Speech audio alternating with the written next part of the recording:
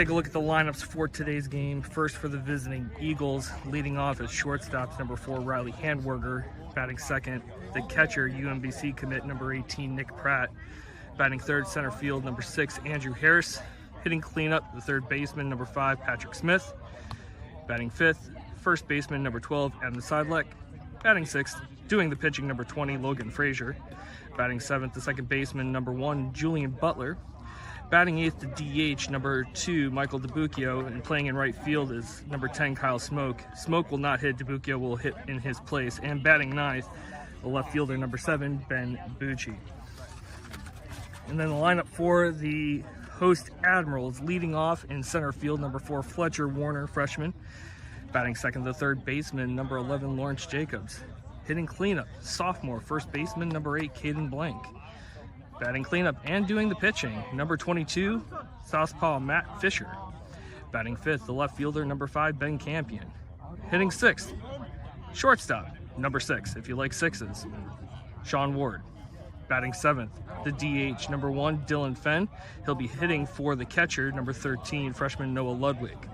Batting eighth, the second baseman, number 3, Jack Boyer. And hitting ninth, getting his first start as a freshman in right field, number 30, Gray Robinson. So we'll get started with the action shortly, fill in a little bit of details that's going on, but matchup for today's game for the Admirals on the mound, Matt Fisher against Indian Creek's Logan Frazier. So we'll be back in just a couple minutes as soon as the meeting at the plate is done.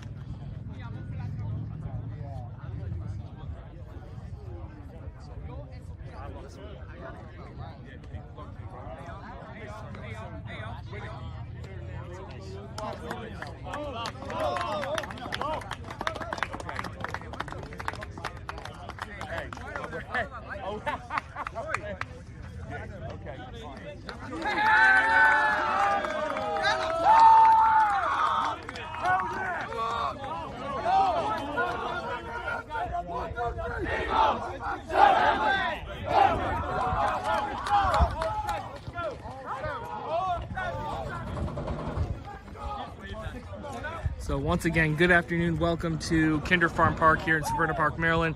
MIAA Conference baseball this afternoon between the visiting Indian Creek Eagles coming in with a 5-3 mark in conference play against the host Severn Admirals, 4-4 in conference, 4-6 overall. Toe in the rubber this afternoon for the Admirals. Lefty, number 22, Matt Fisher, comes into the year. He is 0-0 in record, but he has thrown 13 2/3 innings. He's given up only 9 hits, 5 runs, only 2 earned, so he's sporting a minuscule 1.02 ERA on the year with 11 walks and 19 strikeouts. Last outing against Mount Carmel on Wednesday, he went 3 innings, gave up only 1 run in that performance, so the Admirals hoping for another successful outing from the lefty this afternoon.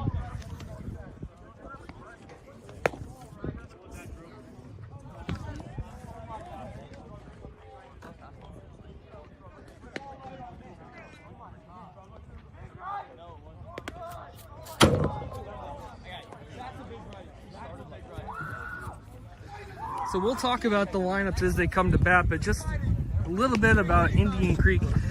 Indian Creek's got some pretty big offensive numbers from a few individuals on their team. As a team, they're hitting about 270 on the year, but that is really driven by their top 4 hitters in their lineup.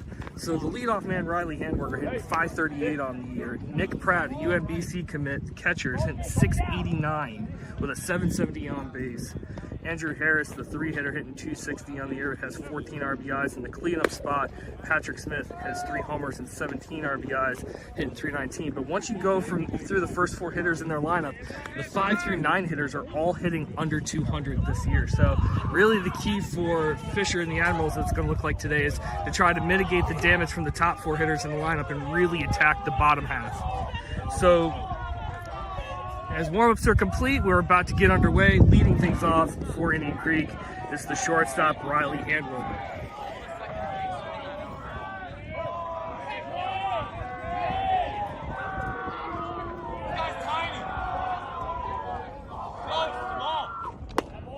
First pitch called, strike 1. And we are underway right at 4:01 this afternoon on a glorious 73-degree afternoon at Severn Park. Curveball taken inside, count evens in 1-1.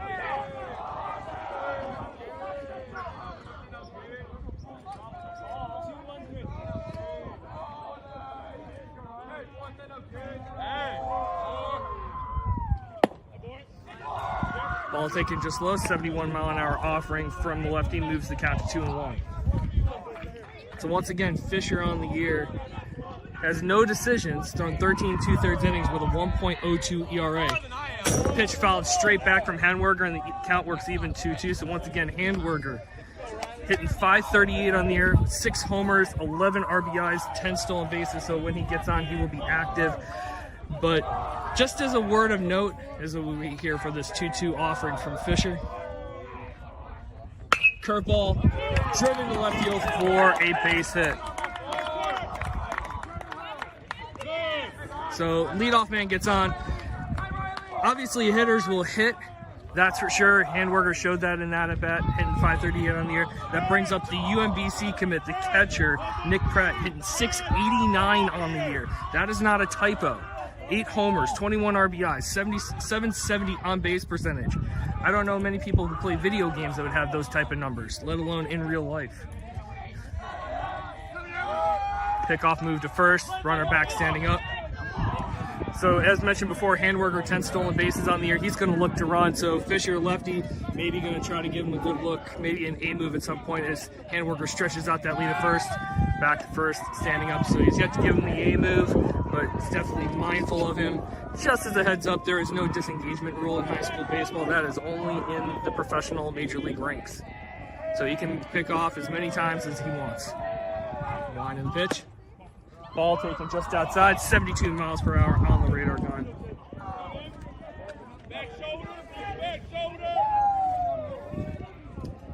So, as alluded to, obviously Nick Pratt being Nick Pratt, hitting almost 700, as that pitch is fouled straight back, it counts 1-1. Indian Creek's home field is very right-handed hitter friendly, to put it kindly.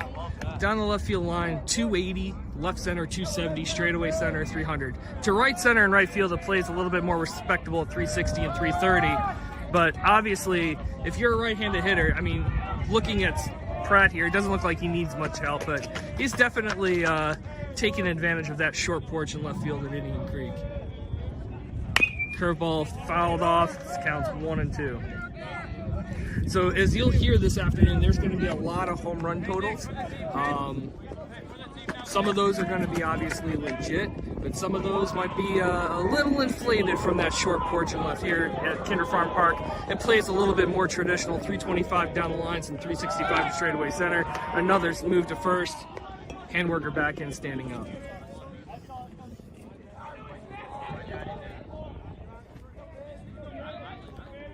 Line the pitch. Ground ball through the right side, that's a base hit. Grayson gets the ball. Gray Robinson brings the ball back in, but with Handwerger's speed, he was going to go first to third on that play. And so Indian Creek, the top part of their lineup, doing what we'd expected from their numbers this year. Runners on the corners with nobody out. And the 3-hitter, center fielder Andrew Harris, step into the plate. 260 hitter on the year with 3 doubles, a triple, and 14 RBIs.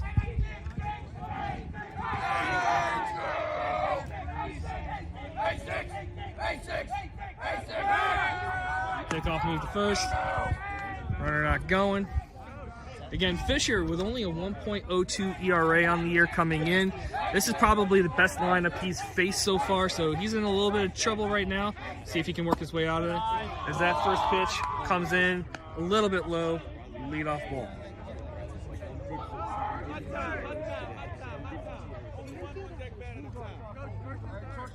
So the base umpire warning the Indian Creek dugout that only one person can be out of the dugout at a time. Obviously, that would be the on-deck hitter. They're making a lot of noise out there. They're certainly hype, but you got to follow the rules, so player safety. Ball is hit out to center field, deep, tracking it over his head. Fletcher Warner, that makes it to the fence. Handwerker's going to score easy. Pratt is going to be held at third. So a quick relay in from the Admirals is able to contain the second runner from first from making it home, but a RBI double to center field from Harris puts Indian Creek on top, 1-0.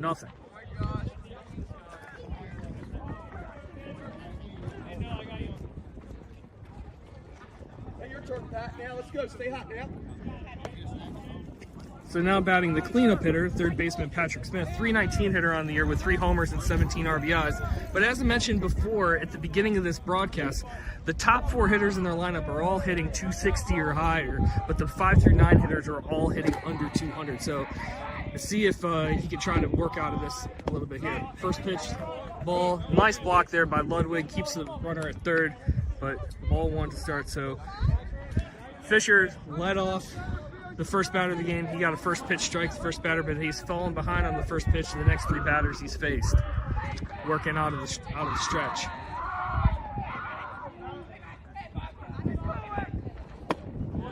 Fastball, maybe a fastball, hard to tell there. Might have been a misread from the radar gun, but that's a strike nonetheless, 1-1 count.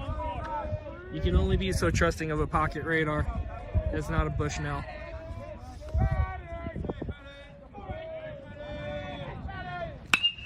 Rope to third,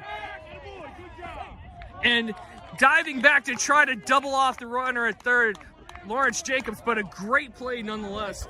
So first out, a loud out for Indian Creek. So now coming to bat, first baseman number 12, Adam Seidlich. As mentioned before, 5 hitter and below, under 200 this year. He's hitting 185 with 2 doubles and 6 RBIs.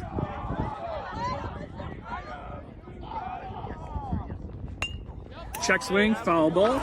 So as opposed to the last 3 batters, Fisher is able to work ahead here. 1 run on the board already for Indian Creek. Runners on second and third with 1 out. Fisher seeing if he can try to work his way out of this.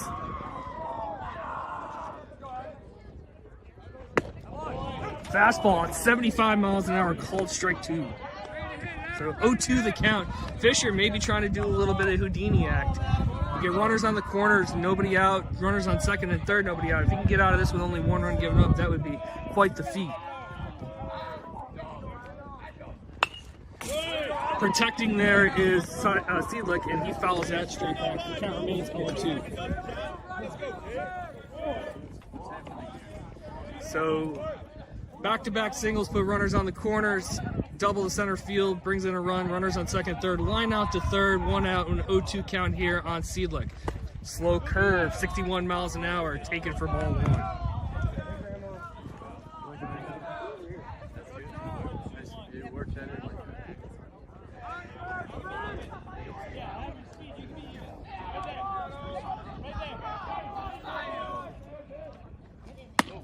Fastball taken upstairs, 2-2 count.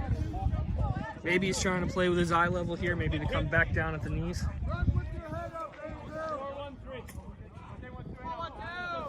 Quarter infield playing even with the back, middle infield playing straight back, so basically a ground ball would probably score a run. Swung on and missed, strike 3. Big strikeout for Fisher, and there are 2 away. Stepping to the plate now, the pitcher, number 20, Logan Frazier. He's hitting 156 on the year with a homer and 3 RBIs. Again, as a reminder, those home run figures a little bit inflated with a 270 left center field, 280 left field, short porch to left center and center at Indian Creek. Pinch running at third base for Indian Creek is number 3. I'll get you his name in 1 second.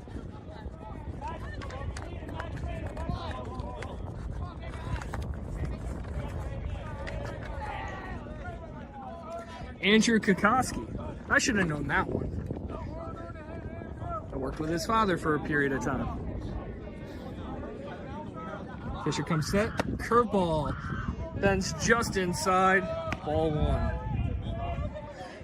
So Indian Creek played it a run, had stunners on second and third, nobody out, and they've stayed there with a line out to third and a strikeout. Fisher trying to work his magic, get out of the inning with only 1 run allowed. Ground ball, second base. Boyer, 2 first. Blank climbs the ladder, is able to corral that, and that's for the 3rd out of the inning. But what work by Fisher there to get out of that. So for the inning, 1 run on 3 hits, there were no errors, and 2 runners left on base. We're through a half inning. Indian Creek 1, Severn coming to bat.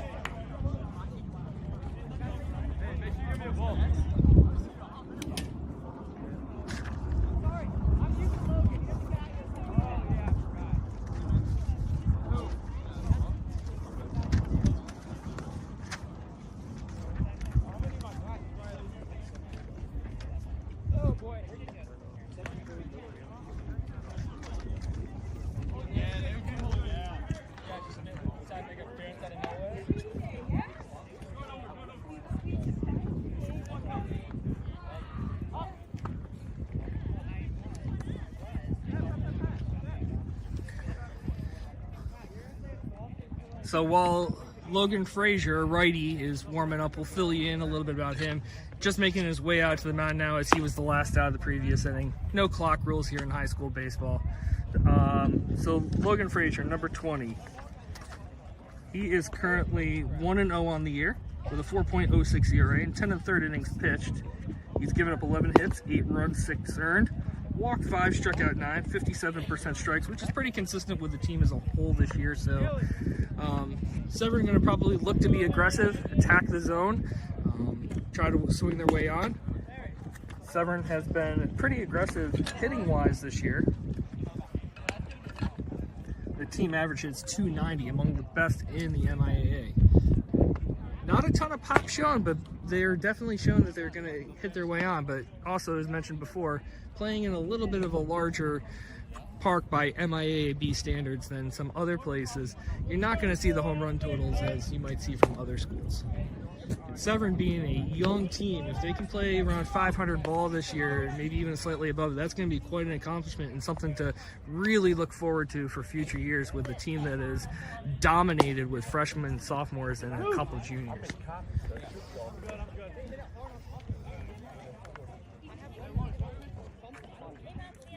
Future looking real bright for the Severn baseball program.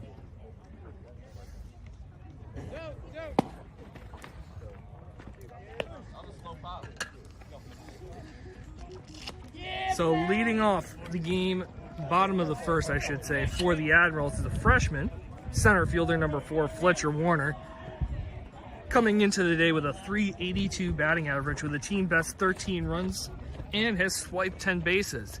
He's been active on the base pass, but it'll be interesting to see today how active the Admirals will be with the UMBC commit Nick Pratt behind the dish.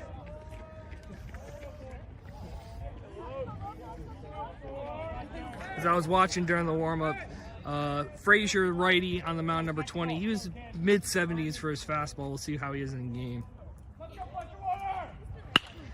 Line drive, back up the middle, and a base hit. As I mentioned before, the Admirals are going to be aggressive coming in, and no doubt, first pitch, single up the middle, puts a runner on for Lawrence Jacobs, the third baseman, who's hitting .355 on the year with 2 doubles and a team best 14 steals. So, as I just mentioned 1 pitch ago, it'll be interesting to see how aggressive the Admirals are going to be on the base pass. Pretty quick pop time for Pratt, the catcher.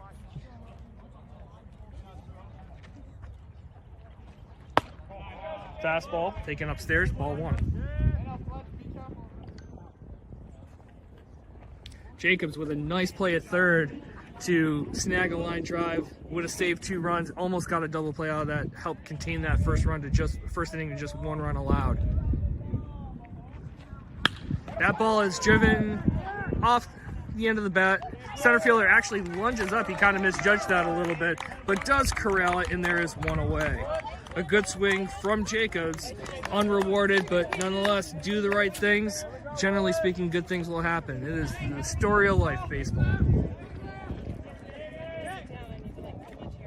Now stepping into the batter's box, first baseman Caden Blank, sophomore, hitting team best .452 on the year, with a team high 10 RBIs to go along with 2 doubles on the spring. First pitch. That ball driven out to center. Center fielder misjudged it, but Fletcher Warner. Wow. Okay. So here's what happened, folks. We had a straight steal from Fletcher Warner that the center fielder, just like what he did on the last play, maybe staring into the sun, misjudged, but this time was unable to catch. So Fletcher Warner was told to go back to first, but then Caden Blank was signaling them he didn't catch it, go. The throw into second, the shortstop was unable to corral, and long story short, it is an unconventional single to center field. Or E8, however you want to call it.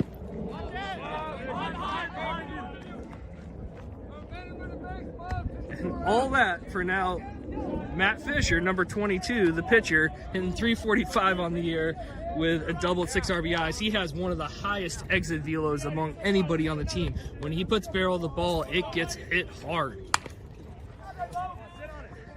That ball's fouled away. Count works even, 1-1.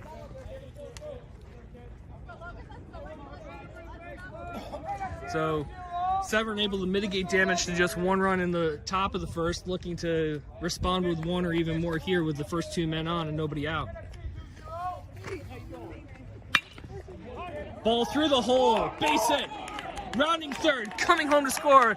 Fletcher, throw, cuts to third baseman cuts it, throws to second. Second baseman is unable to apply the tag, but nonetheless, an RBI single off the bat of Matt Fisher brings home Fletcher Warner, and we have ourselves a tie game, 1-1 in the bottom of the first.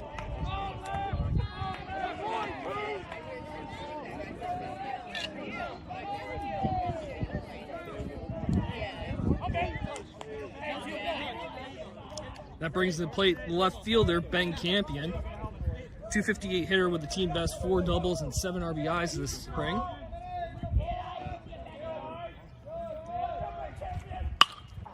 Ball popped up. We're going to have infield fly signaled by the base umpire. So 1 away, or 2 away here, I correct myself, in the bottom of the first.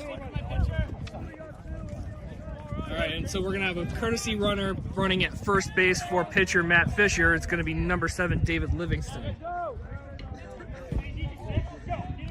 Looking to perhaps get himself a 2-out RBI is the shortstop, student council president, rising student council president, Sean Ward.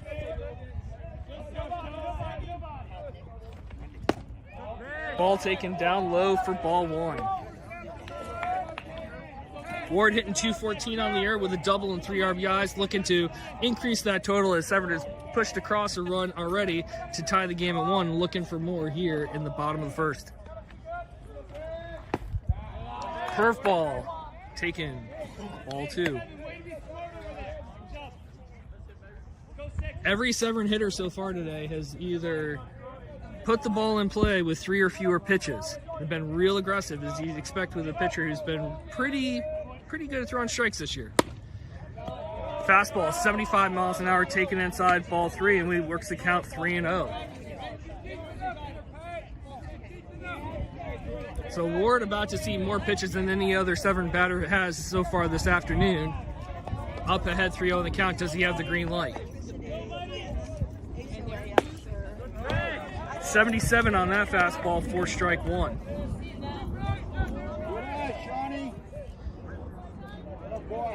So 3-1 count, runners first and second, 2 out, 1-1 game here in the bottom of the first. Frazier comes set, the wind of the pitch. Ball drifting. It's not going to make it into stay in play, so the count runs full, but that's going to give both Livingston and Blank a running start here with 2 outs.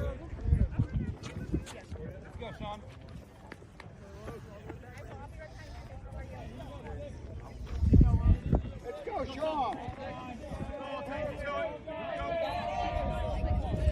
3-2, 2 outs. Runners on first and second will be going with the pitch. Sean Ward at the plate, asking for time.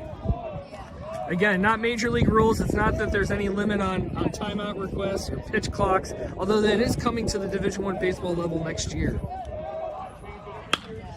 Ball hit out to right. Corralled for the third out of the inning. But for Severn, 1 run, 3 hits, no errors, 2 runners left on base. I'm not the official scorer, so don't debate me on the hit or error. And we're through 1 inning complete. Severn 1, Indian Creek 1.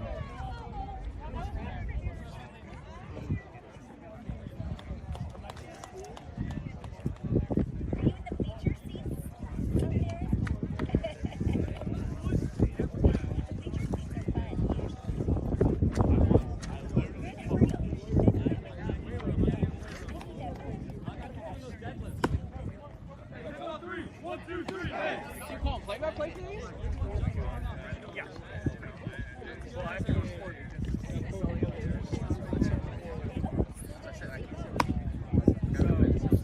So I record it, then I upload it later, and then I go back home and restream it so I can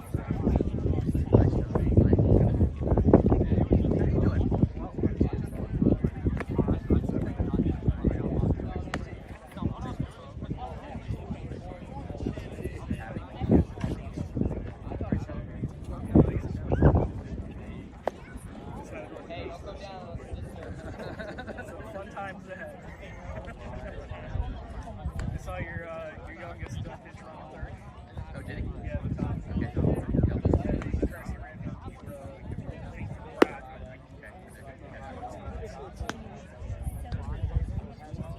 So Caitlin graduates with Virginia. I saw she's going to Kansas. Congrats. Mosey, coming down. Outside. She's still interviewing. Go, hey.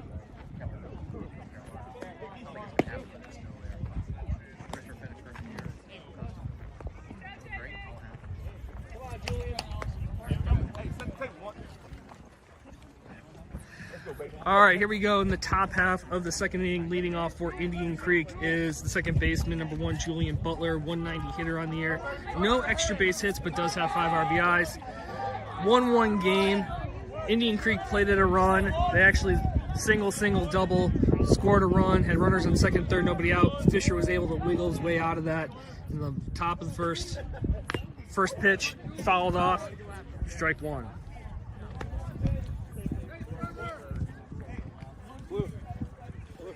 So Fisher, coming into today, had only given up 2 earned runs in 13 2/3 innings. Fastball taken upstairs. Count 1-1. Radar gun said 95. That's definitely not what that was.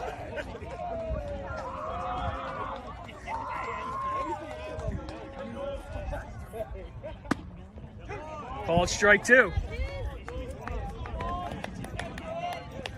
So the count now 1-2 on the 7 hitter Butler.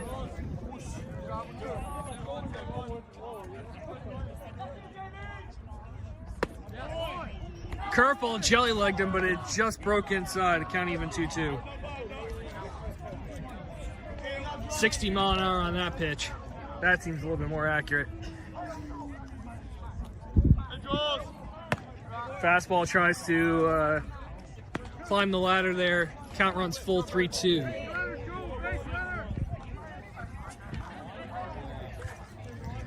So top of the second, 1-1 game. Beautiful Wednesday afternoon here at Kinder Farm Park. Fastball cut on a miss, strike 3. Second strikeout of the game for Fisher. 1 out here in the top half of the second.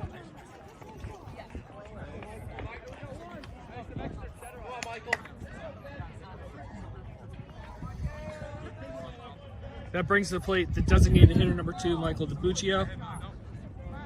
Hitting 176 on the year with 2 RBIs.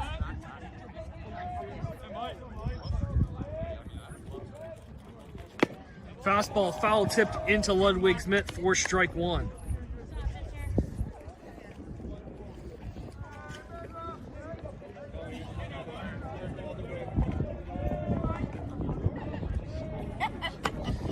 Fastball cut on and missed, strike 2.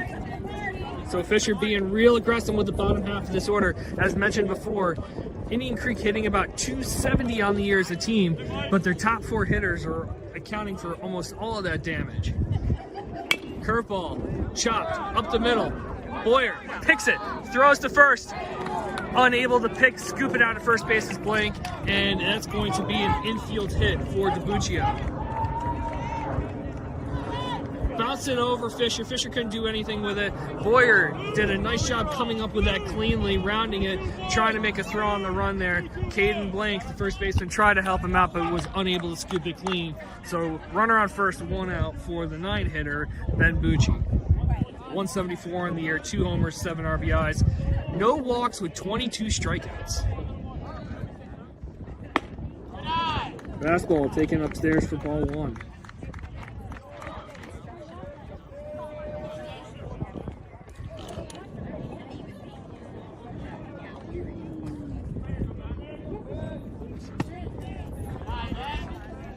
.72-mile-an-hour fastball taken perhaps a little bit low. Count goes to 2-0. Once again, the batter at the plate, Bucci, 9-hitter, he has not walked this year, but has struck out 22 times.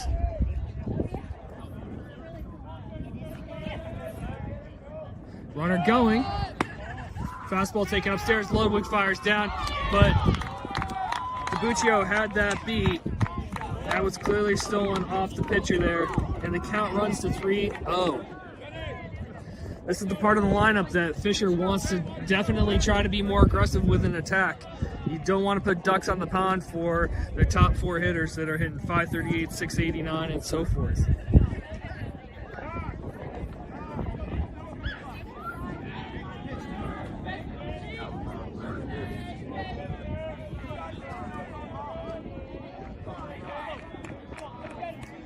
Fisher trying to work his way back here. And announcer's jinx, for the first time this year, Ben Bucci draws a walk. So runners on first and second, 1 out, and that turns the lineup back over for Riley Handwerker, who's entered the game hitting .538 on the year with 6 homers, 11 RBIs. He led off the game with a single and scored Indian Creek's run in the top of the first. So the Eagles threatening here. Fisher in another jam, trying to work his way out of this one, but now facing the top of the lineup.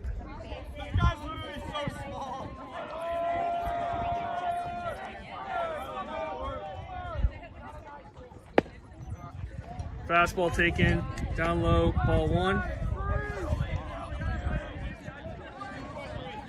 So first 2 batters this inning, Fisher was able to throw first pitch strike. The last 2 batters, he's throwing first pitch ball.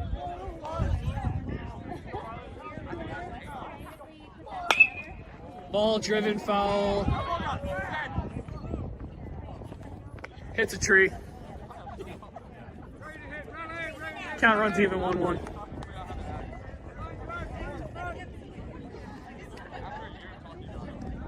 His accuracy with the baseball there, hitting the ball, is the same as mine with a driver and a golf ball. Both hit trees. Curveball bends just inside. Count runs it in the hitter's favor, 2-1.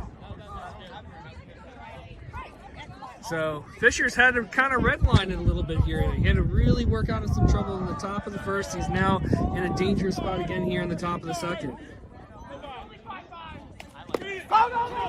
Ball kicks past the catcher, Ludwig, and both runners move up 90 feet on the wild pitch.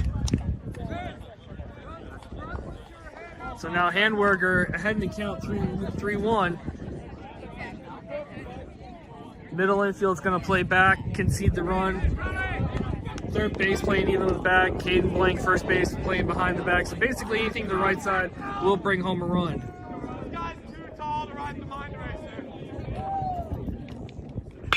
Ball driven to left field. That's going to get down for extra bases. So that's going to bring home DiBuccio. That's going to bring home Bucci. Comes into the shortstop who holds on to it. So a 2-run double for Riley Handwerker. And the score moves to Indian Creek 3, Severn 1.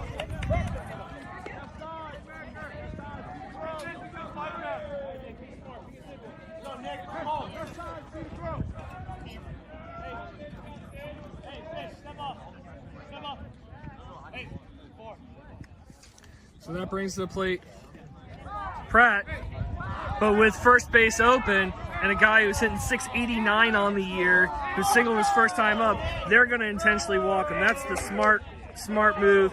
Sets up the double play. Also moves the lineup to Andrew Harris, a 260 hitter on the year, who did double and drive in the game's first run the last time up. So 3-1 game. Indian Creek has the lead. Top of the second, 1 out, runners on first and second.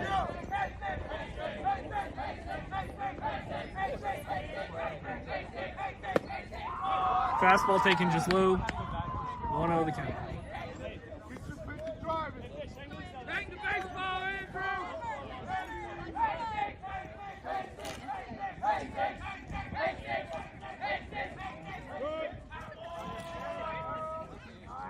So Handwerger, who plays for API's travel team on the side outside of Indian Creek, out second. UMBC commit Nick Pratt at first after the intentional walk. Fisher spins, doesn't throw. Do believe Pratt plays for a travel team out of Richmond, according to his prep baseball ranking page.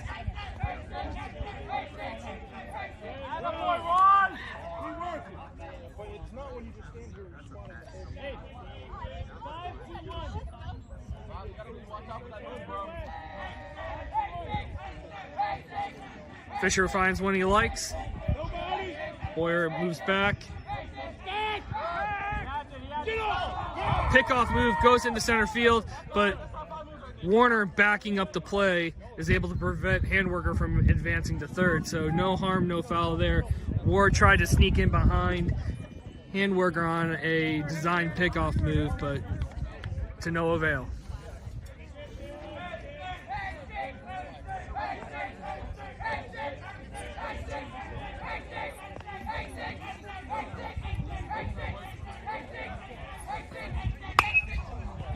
Foul straight up, over the fence. So the count runs even, 1-1. Matt Fisher doing his best Pedro Baez impersonation right now, in the sense of being a somewhat of a human rain delay right now. And head coach Zach Starr is going to go out to the mound to talk to his lefty here. Maybe to kind of calm him down a little bit, to give him a breather. It's definitely some stressful red line pitching going on right now. Back-to-back innings for the lefty.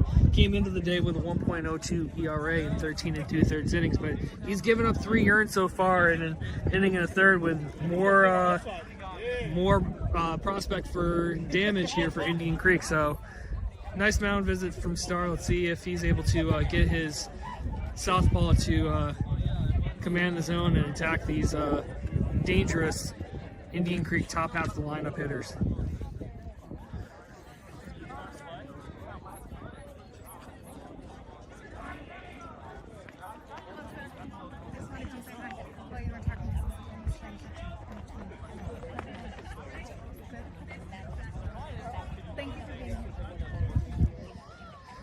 All right, mound visit complete. We don't keep track of mound visits here in high school baseball. There's a lot of things we don't do in high school baseball. It's more of a traditional purist approach to a degree outside of the whole courtesy runner stuff. 1-1 count, 1 out, runners on first and second. Fisher steps off as Ward again kind of flashes to second base for another pickoff move. Your screen's not broken, the count still is 1-1.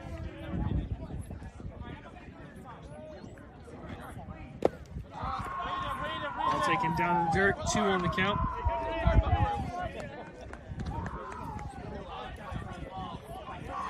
Where Fisher really got himself into trouble is with the bottom 2 hitters in the lineup, one reaching on an infield single, and then him walking on 4 pitches, an individual hitting under 200 who had not walked the entire year.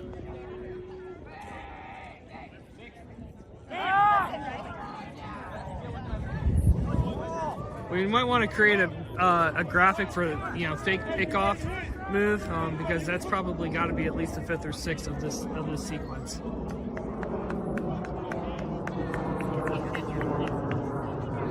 Just gives us more time to enjoy this glorious sunny day. Ball in the dirt, Ludwig fires to third, unable to get the runner. But Handwerker, with a really nice read onto the secondary, is able to advance the 90 feet along with Pratt. So now 2 runners in scoring position with 1 out for Harris, who's up in the count 3-1.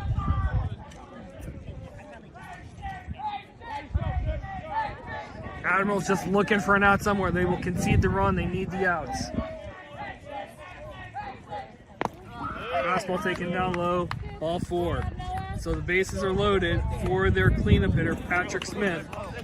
Entered the day hitting .319 on the year with 3 home runs and 17 RBIs. If you're just tuning in, the home run numbers, yes, Indian Creek is a very good hitting ball club, but they also have the benefit of playing in a ballpark where it's 280 to left, 270 to left center, and 300 to straightaway center. They do have good hitters, but they are definitely taking advantage in the home run numbers of that short porch to left and center.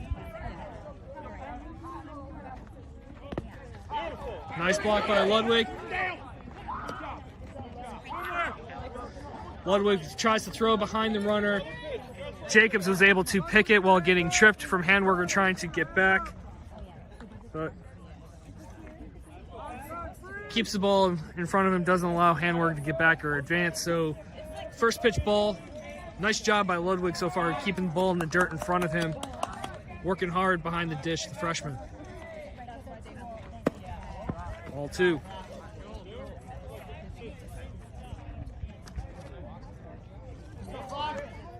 Perhaps Fisher trying to find the arm slot. One thing that we've noticed with him a little bit this year is that sometimes he has a tendency to overthrow a little bit, tries to find that arm slot. So he doesn't miss much east-west, he missed more north-south.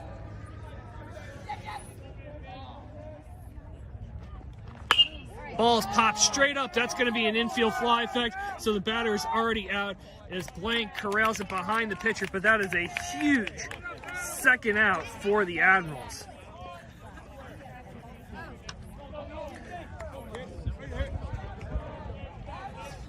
Brings to the dish the first baseman, Adam Seidlick. He struck out swinging his first time up, a 185 hitter on the year. So Fisher can kind of work his way out of this one. So the catcher, Pratt, at second base, since there's 2 outs, he's going to get a courtesy runner. Let's see who it is. Last inning it was Andrew Kokoski. Let's see who it is this time.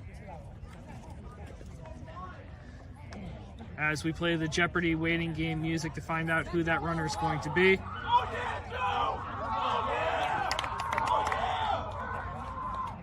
And that is number 11, Joe Emery, who's appeared in, let's say, a handful of games this year.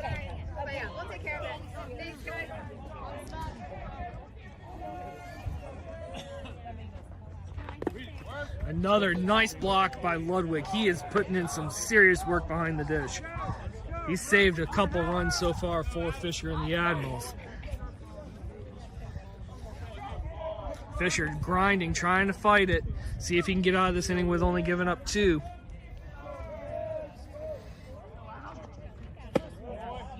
Fastball taken just outside, 2-0 the count.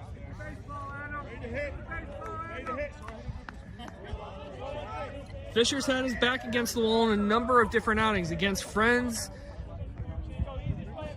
his last outing last week against Mount Carmel, he got into some trouble but was able to work his way out of it. Let's see if he can do so again here like he did in the first. Ball driven out to center field. Fletcher Warner camping underneath it for the 3rd out of the inning to escape any further damage. So another nice Houdini act from Fisher. But Indian Creek does play 2 runs on 2 hits. There were 3 walks, no errors, and 3 runners left on base through 1.5 innings complete. Indian Creek 3, Severn 1.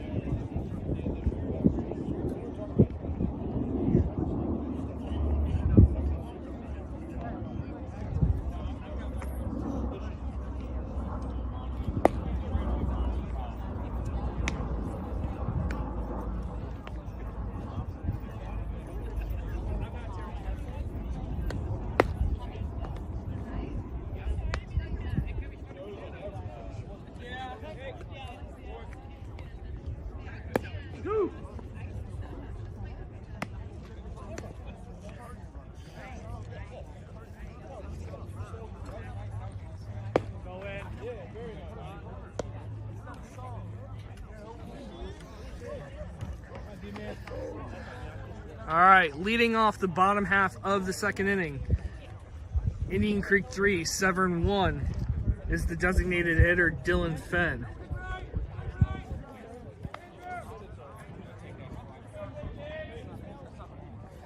Fenn hitting 300 on the year with a double.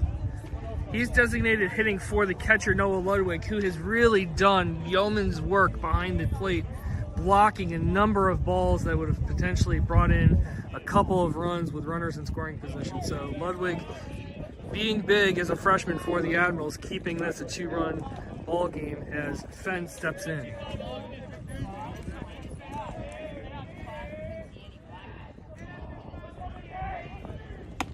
Fastball taken up and in, 71 miles per hour at the shoulder, ball 1. So Frazier in his first inning of work against the Admirals gave up a run on 3 hits. Fenn, it looks like it's nice play by Handwerker there, the shortstop, to catch the soft liner, and there's 1 away.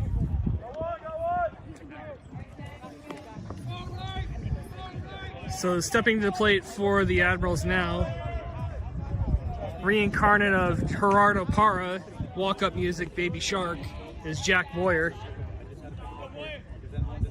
Sweet memories for the Nationals of 2019. That seems like a while ago, but hey, World Series ring's a World Series ring. Boyer fooled at the curveball at 59 miles an hour for strike 1.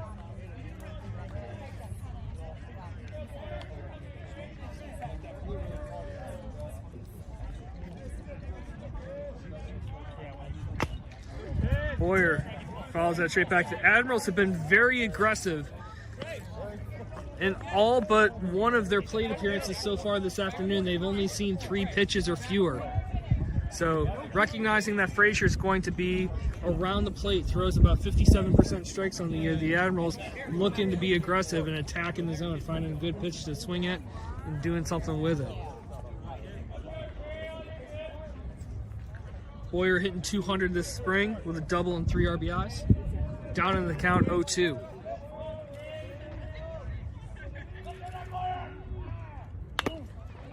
Spoils a off-speed pitch. Count remains 0-2. Last inning, Boyer made a nice play to corral as a chopper behind the pitcher's mound, but was unable to make the off-balance throw to first base to get the runner. Well, normally I'm here before that. Pops straight up. Third baseman's calling for it. Camps underneath it, catches it with the palm for the second out of the inning.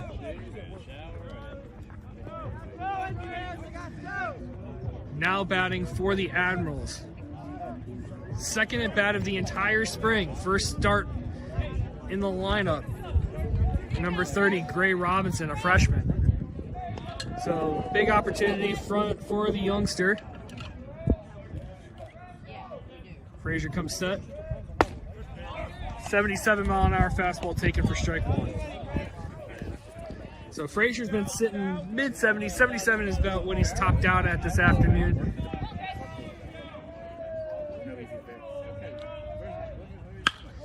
Roped into left field for his first hit as an Admiral.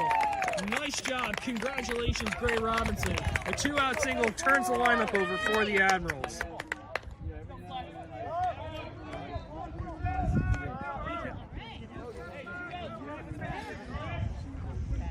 That now brings the top of the order, Fletcher Warner, to the dish, who corralled the third and final out of the last inning that minimized the damage to 2 runs for the Admirals. Warner, 382 hitter entering the day. He singled and scored Severn's lone run in the bottom of the first.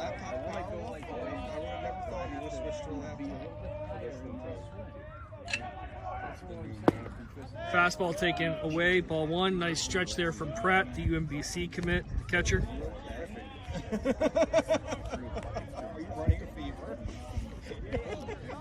3-1 Indian Creek, bottom 2 here on a warm 70-degree afternoon in Severn Park. Curveball taken away for ball 2. So perhaps Frazier and Indian Creek, recognizing that Severn's trying to be aggressive, now mixing in a little bit more off-speed pitches early in the count. Ball driven foul. Out of play, 2-1 count. Baseball, the game of cat and mouse. Severn recognizing Frazier's going to throw strikes, he's going to pound the zone. Being aggressive early in the count, so now we're going to try to throw some off-speed pitches to get you out in front. Severn adjusting, laying off the off-speed in the dirt and away. Chopped over the pitcher's mound, picked by the second baseman, flips over to Handwerker to short force out for the final out of the inning. No runs, 1 hit. It was Gray Robinson's first career hit with the Admirals. No errors, 1 runner left on base. We're through 2 innings complete here in Severn Park. Indian Creek 3, Severn 1.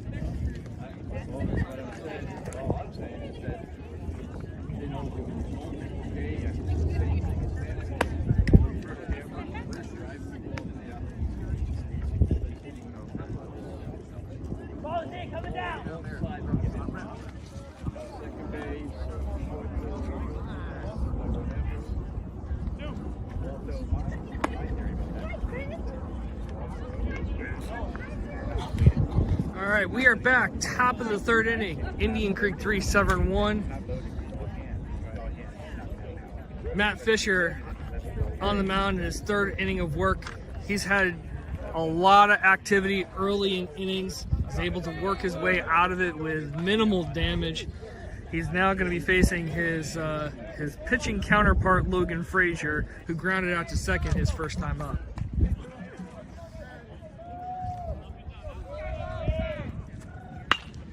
Ball driven out to center field. Warner going back, drifting back. He's got a beat on it, and it is allowed out 1 away here in the top of the 3rd. Down on Ann Chambers' way, that probably would have been a home run.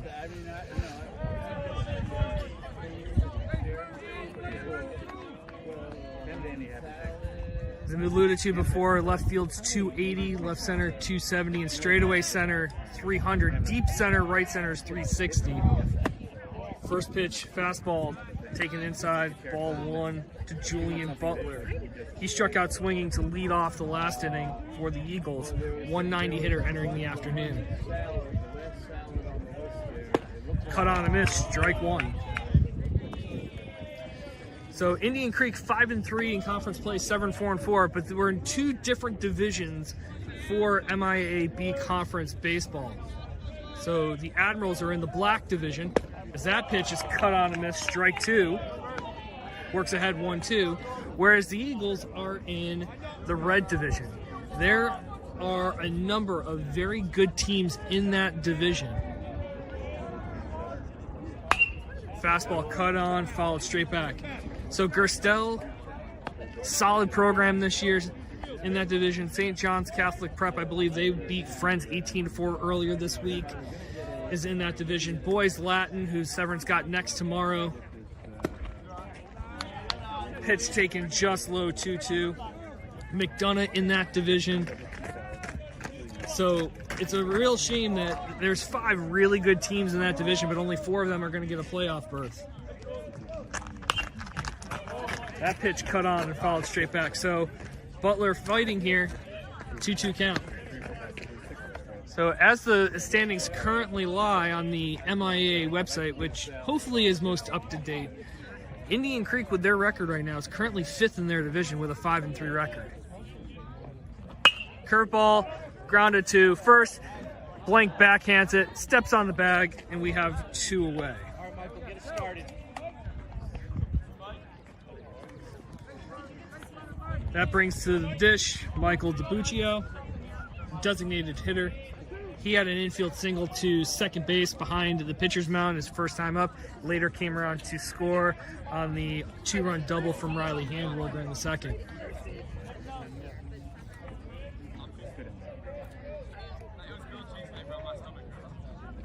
Cut on a miss, strike 1. Fisher looking for his first 1-2-3 inning of the afternoon.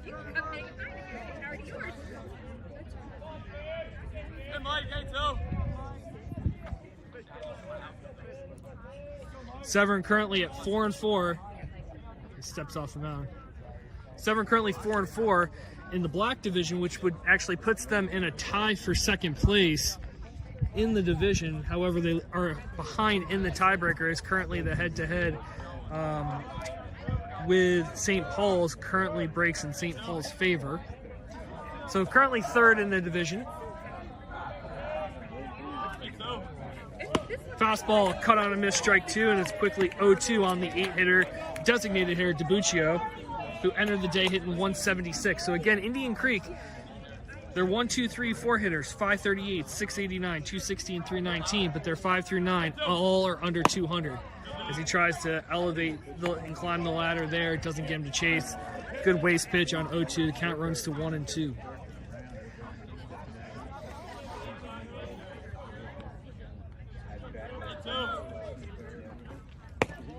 Fastball just off the plate.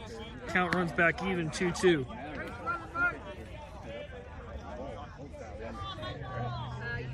Fisher could definitely use a low pitch inning here after the first 2 that he's had this afternoon. Fastball cut on, followed straight back. These Indian Creek hitters definitely pesky, difficult outs for any team, let alone the Admirals this afternoon.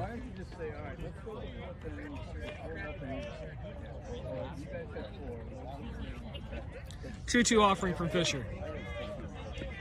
Curveball. Grounded weakly to third, cut by the third baseman Jacobs, who throws over Blank's head, but Blank's going to be able to get there and recover the ball. It stays in play. The runner is not able to advance. That was hit so softly, I'm not sure if that was going to be able to get it out regardless. So DiBuccio, 176 on the afternoon, 2 for 2 on the day with 2 singles that have not left the infield. That brings up the 9-hitter, Ben Bucci. 174 hitter, 2 homers, 7 RBIs, who drew his first walk of the year on 4 pitches last inning. Pickoff move to first, has got the runner, throws down to second, and it gets by Ward. They cut behind, but Fisher had the runner picked. Blank's throw to Ward at second base, a little wide, so stolen base for DiBuccio. But no harm, no foul here for Fisher. He just needs to focus on getting this batter here to get out of the inning. Ground ball hit to short. Ward fields it, fires it first, in time for the 3rd out of the inning. So once again, Eagles get runners in scoring position. Fisher's able to wiggle his way out of it. No runs, 1 hit, no errors. 1 runner left on base. We're through 2.5 innings. Indian Creek 3, Severn 1.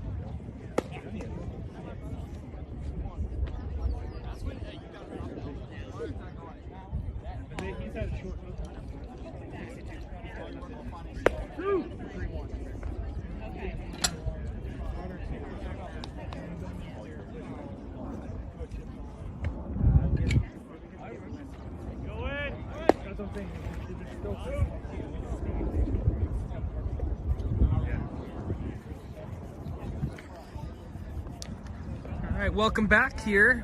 Bottom half of the third inning about to begin here from a beautiful 70-degree afternoon at Kinder Farm Park in Severn Park, Maryland.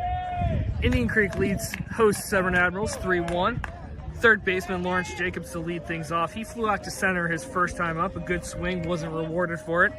355 hitter on the year coming into today's action with 2 doubles. Frazier comes set, the wind in the pitch. Big bendy, 65 miles an hour, in for strike 1.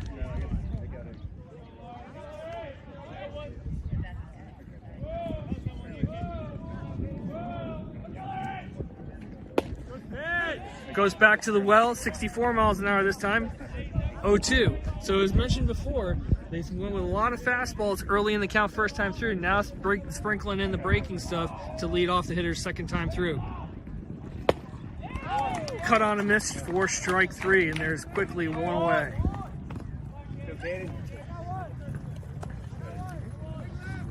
Brings up the first baseman, Caden Blank. Team best 452 average this year with 10 RBIs. He singled his first time up. Just a sophomore. Right times ahead for this Admirals program. First pitch needs to go full 60 feet and 6 inches. Shout out to Keith Staples and crew from the Nats if you are listening to this broadcast.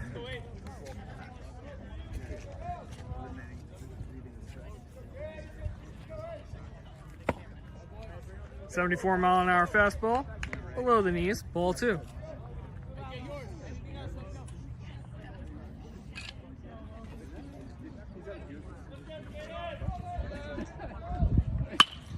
That pitch roped past the third baseman into left field for his second hit of the afternoon. He's 2 for 2 on the day, raising that batting average back up closer to the 500 mark.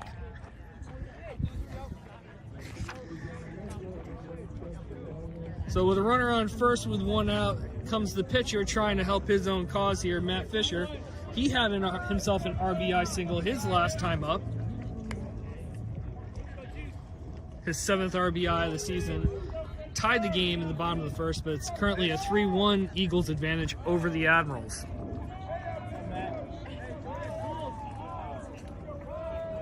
Curveball, smoked up the middle. Nice play by the second baseman. Flips over to Handwerker for 1. Fires over to first 2. And that ends the bottom half of the third inning in very, very, very short order on 7 pitches. No runs, 1 hit, no errors. The double play wipes out the runner. Nobody left on base. We're through 3 innings complete. Indian Creek 3, Severn 1.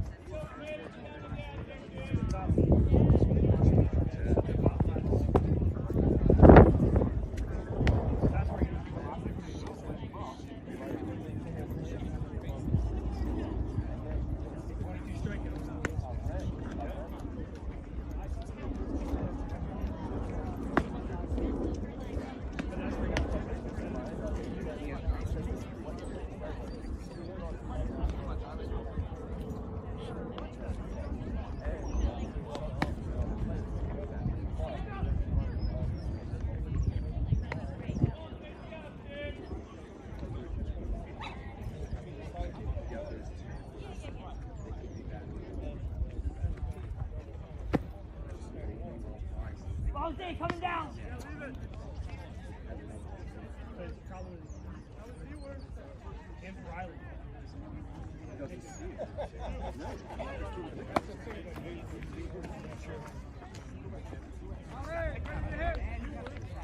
All right, we are back here, top of the 4th inning from Kinder Farm Park in Severn Park, Maryland.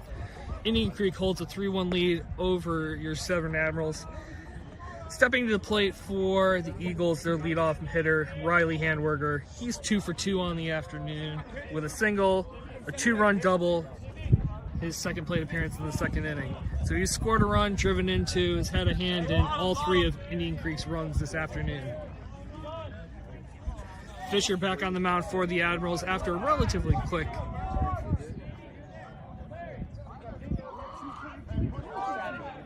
Currently, Severn is playing with 2 third basemen and no second baseman. It's a bold strategy. Okay. All right. So Boyer, the second baseman playing third. Jacobs, the third baseman playing the 5.5 hole. Ward playing shortstop close to the second base bag. The only guy on the right side of the infield is Caden Blank. And so the coach is having a word with the umpire. There is no shift rules in high school baseball, so this is legal, but something rather unconventional nonetheless. But they're probably reading the fact that Handwerger roped his first 2 balls to left field and hit a long one foul, so he's been out in front of Fisher this afternoon, perhaps anticipating him being out in front again. Let's see if Handwerger adjusts here. Maybe he's going to look to bunt or push something past the pitcher here. We'll see. There's no way around it. Pop straight up. Ward over towards the second base position, camps under it, and he misses the ball. So an error on the shortstop puts Handwerger on to lead off the top of the 4th. I know it was the shortstop going over to the second base spot, but he was already shifted pretty close to the bag and didn't have to go too far, but the ball, it was just a very different defensive alignment than what you normally see at the high school level. So an E6, if you're scoring at home, which if you're using me as your official scorer, please don't, refer to Game Changer. So Handwerger on, steps Nick Pratt. Pratt fouls that first pitch off the right side for strike 1. Pratt, 689 hitter entering the day. He's probably hitting close to 700 now as he singled in the 1st inning. And then with Handwerger's double in the 2nd and first base vacated, the intentional walk was issued. Move to 1st. Handwerger back in. Handwerger with 10 stolen bases on the year. Best on the team. A lot of speed. But do you risk going and potentially taking a run out of the hands of Pratt? As he takes that pitch upstairs, count runs even 1-1. So Pratt, 689 entering the day, 8 home runs, 21 RBIs, a 770 on base. He's probably on close to 800 now. Like I said before, I don't know many people who can have those type of numbers in a video game set on the beginner setting, let alone in real life.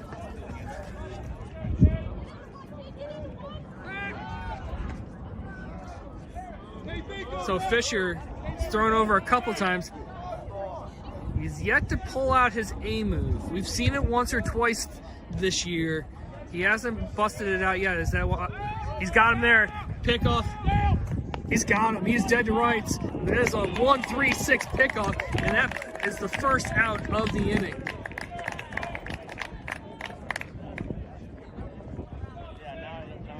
So the count's 1-1, 1 out for the dangerous catcher Pratt.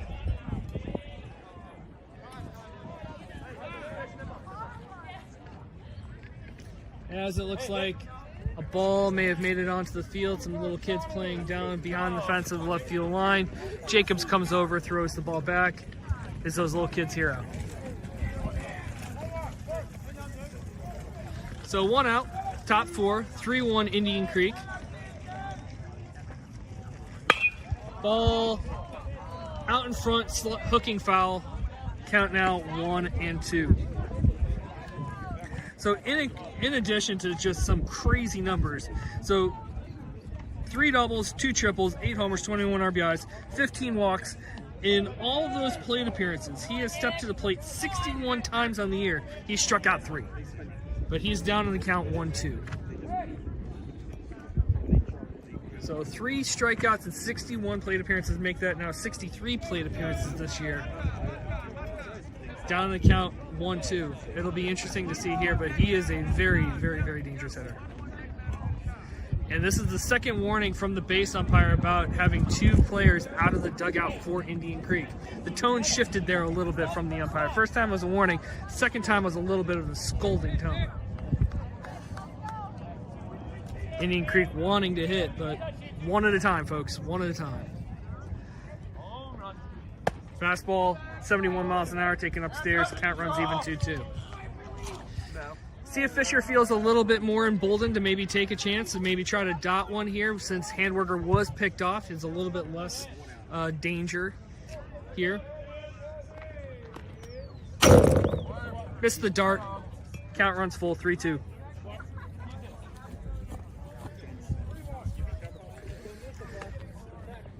So Fisher may be going to try to make that perfect pitch here. You know, if he walks him, he walks him, but it doesn't put a runner in scoring position per se.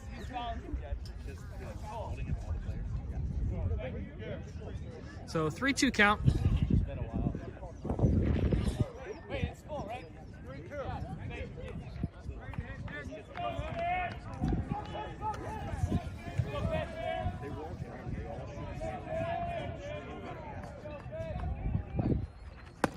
Curveball just misses. That was the perfect pitch there. He just missed that. No fault in that. So second walk of the afternoon for Pratt. Puts a runner on with 1 out. Brings up their center fielder, 3-hitter Harris. 260 hitter on the year. RBI double his first plate appearance. Drew a walk in the second.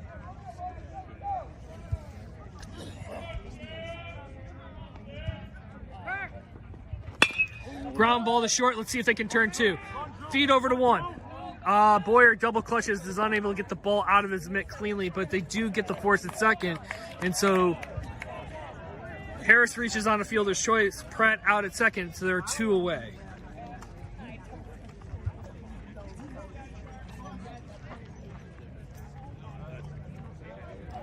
Almost tailor-made. Ward had to go 2 steps to his right. He fielded it off his right foot to be able to throw the little 3 o'clock throw over to Boyer at second, but Boyer couldn't get the ball out of his mitt cleanly. Most importantly, make sure you got a grip before you throw it. Don't turn a fielder's choice 1 out into a fielder's choice error.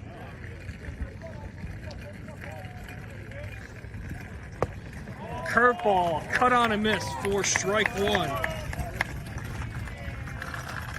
Patrick Smith, the third baseman, entered the day hitting .319. He lined out to Lawrence Jacobs, the third baseman, his first time up, and then popped out to the first baseman, an infield fly with the bases loaded in the bottom of the second.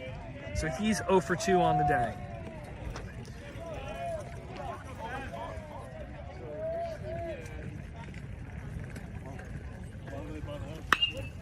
Fly ball, left field, drifting back, now coming in a few steps. Appears to be Campion out there for the third and final out of the inning. No runs, no hits, no 1 error. No harm in that. 1 runner left on base. 7 runners left on base for Indian Creek this afternoon. We're through 3.5 innings. Eagles 3, Admirals 1.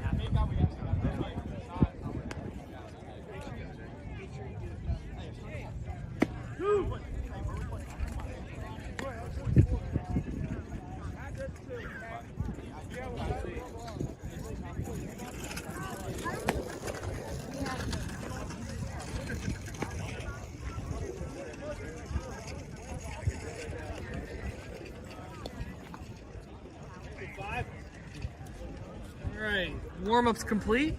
Welcome back. Beginning the bottom of the 4th inning from a sun-kissed Kinder Farm Park here in Severn Park, Maryland. Indian Creek 3, Severn 1. Ben Campion leading things off for the Admirals. Fastball, 70 miles an hour, taken for strike 1. Campion popped out to second his first time up.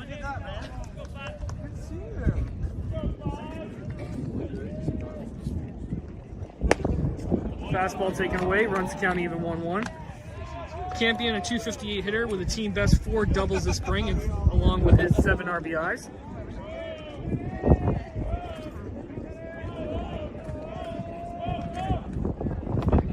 Curveball, 61 miles an hour, good take from Campion. 2-1 the count.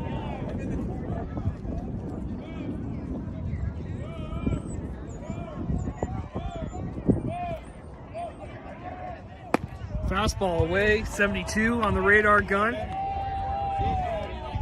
NACA, if you want to be a sponsor like you are for the Nationals, by all means, we'll gladly be a proud sponsor.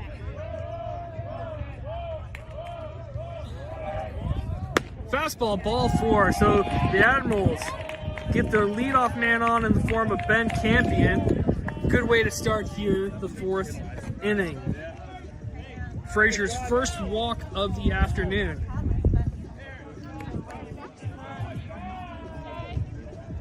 That brings to the plate Sean Ward, the shortstop. He flew out to right his first time up. .214 on the year coming into the day with a double and 3 RBIs. Ground ball to third. Handworker for 1. Quick turn. I'm sorry, not Handworker, the second baseman. Quick turn there, and that's 2 away. So as much as that leadoff walk was nice, it is wiped out by that twin-killing 5-4-3. And there are 2 away.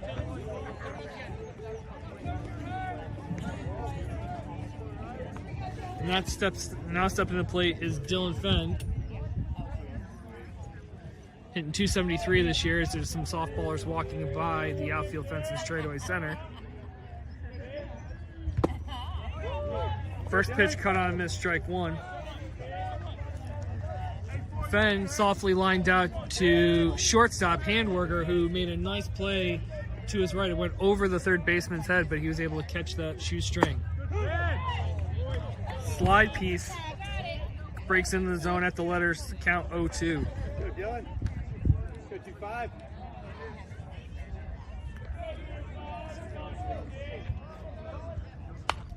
Fenn fights it off.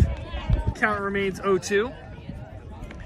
Fenn is the DH this afternoon for the catcher, freshman Noah Ludwig, who has done an excellent job behind the plate, framing, calling the game, blocking balls, preventing bases from being advanced upon. So here comes the offering 0-2. Fenn stiffens up, thinking that pitch was going to hit him, but it breaks away, but still misses inside, so the count is 1-2. See if he tries to maybe go fastball away here, that now he's got him turning away. Changes the eye level, climbs the ladder for a swinging strike 3, his second of the afternoon for Frazier, the pitcher for Indian Creek. No runs, no hits, no errors. The leadoff walk wiped out by the double play. Nobody left on base. We're through 4 innings complete. Indian Creek 3, Severn 1.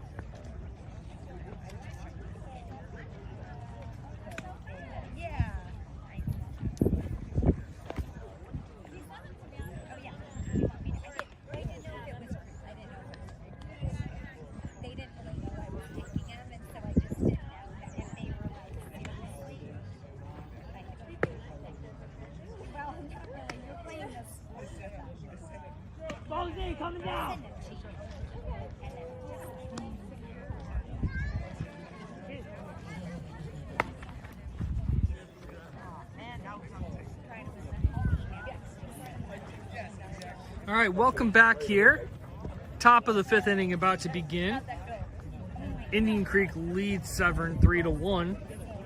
Matt Fisher on the mound for the Admirals, beginning his 5th inning of work, among his longest outings of the year in terms of innings. It's going to face 5, 6, 7 of the Eagles lineup, beginning with first baseman Adam Seidlich.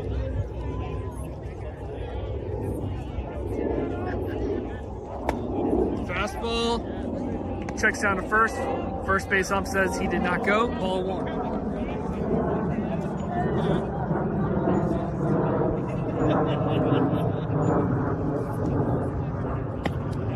Another pitch misses just upstairs. 2-0. Seidlich 185 on the year entering the day. Struck out his first time up in the first and flew out to center to end the second. 0 for 2 on the day.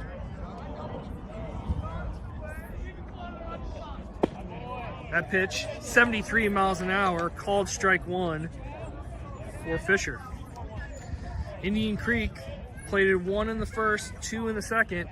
Fisher has worked his way out of a big inning, big damage multiple times. That pitch has popped up into shallow right field. Right fielder charging on in. Robinson, he overcommits to that. And the ball gets by the shortstop. But the third baseman, Jacobs, is able to back up the throw. So a misplay by Robinson in right field, an E9 on that. A 2-base error. Puts the leadoff man on for the Eagles.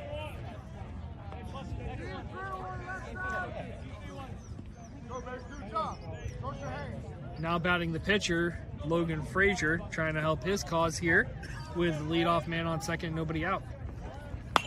That pitch fouled straight back over the screen for strike 1. Frazier 156 on the year with a homer and 3 RBIs. He grounded out to second to end the first inning and then flew out to center to lead off the third. So 0 for 2 on the afternoon for him.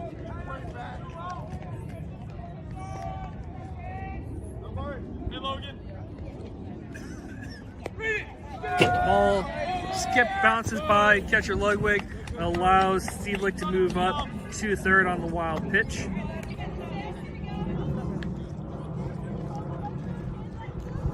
Unofficially, Fisher entered the inning with about 72 pitches, so near an 80,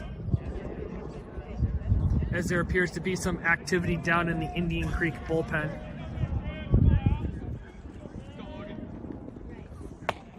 Fastball called, strike 2.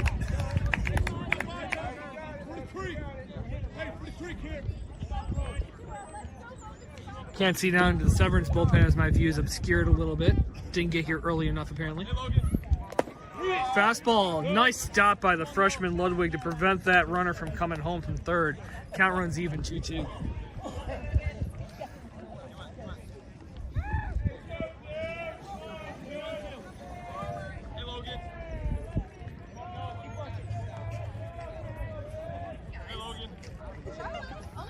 Curveball just misses, ball 3.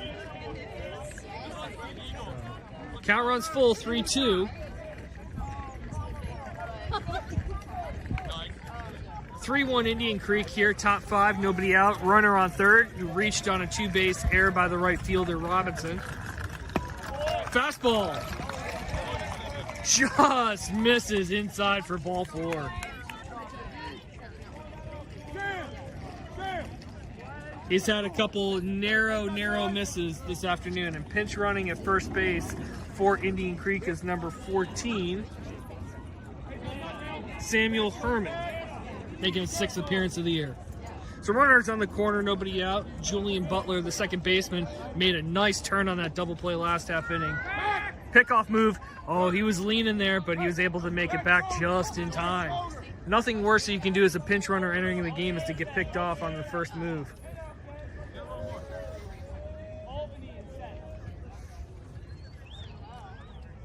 So Fisher in a familiar spot, grinding, battling runners on base. Done a lot of pitching out of the stretch this afternoon, but has limited Indian Creek to 3 runs so far. Hopefully he can do that here facing the bottom third of the lineup. Runner going. That pitch is popped straight up. Boyer, the second baseman, makes the catch. The pinch runner, Herman, is able to retreat back to first. So one away here in the top of the fifth.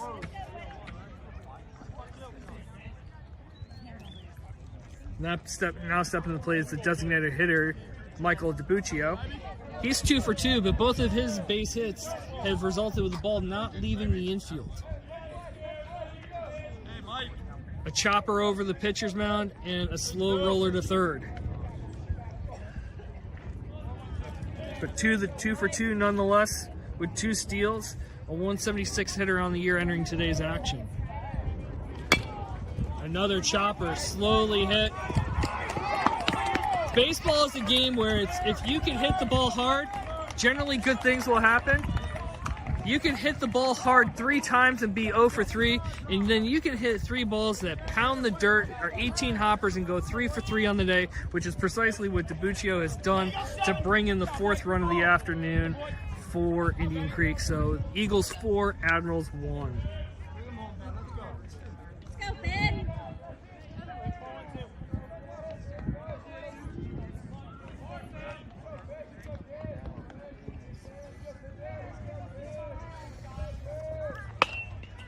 First pitch fouled off by Ben Bucci, the 9-hitter, the left fielder. 174 hitter on the year. Drew his first walk of the entire spring and struck out 22 times. He walked and scored a run in the second and then grounded out to short to end the 3rd inning. Runners on first and second, 1 out. Pickoff move, spin move by Fisher, but no one at the bag. Again, Indian Creek 4, Severn 1 here in the top of the 5th, 1 out. Fisher been battling all afternoon. Shows bunt. Umpire says he offered at it, and the count now goes to 0-2. If nothing else, if Bucci can stay out of the double play, it's going to allow them to turn their lineup over to the top part where it is absolutely front-loaded with 2 dangerous hitters in the form of Riley Handwerker and Nick Pratt.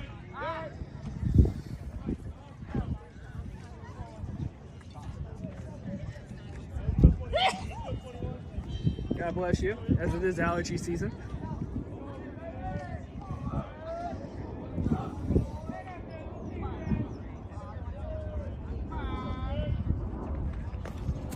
Curveball swung on a miss, strike 3, but the ball gets by the catcher, and that's going to allow him to reach on a strikeout past ball. So Bucci strikes out for the 23rd time this year, but is able to reach base safely on the pass ball as the other 2 runners are able to advance.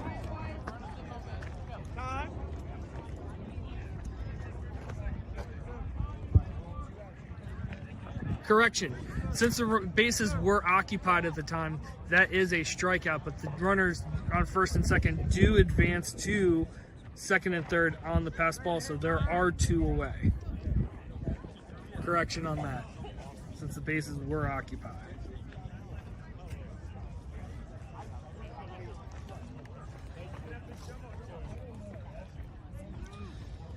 So Handwerker, 538 on the year.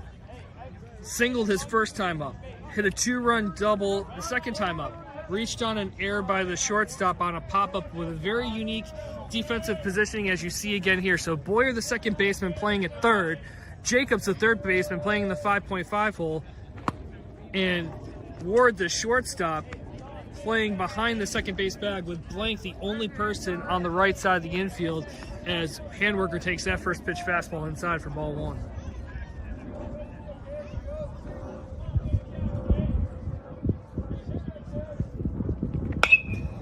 Pitch, fouled. Is that going to hit tree again? Just misses the car that was pulling in.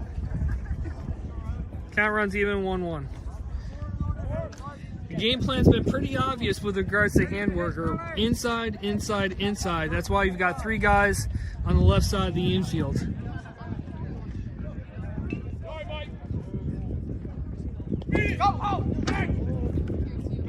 Nice pick by Ludwig. Handwerker, very alert to recognize the pick, warns the runner at third to stay. Count goes to 2-1.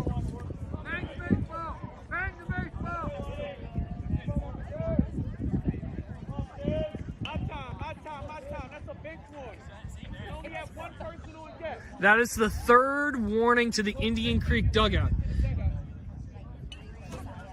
That base umpire has had it with telling Indian Creek to have only one batter in the on deck circle every time. This is not Little League. Fastball, 71 miles per hour, called strike 2.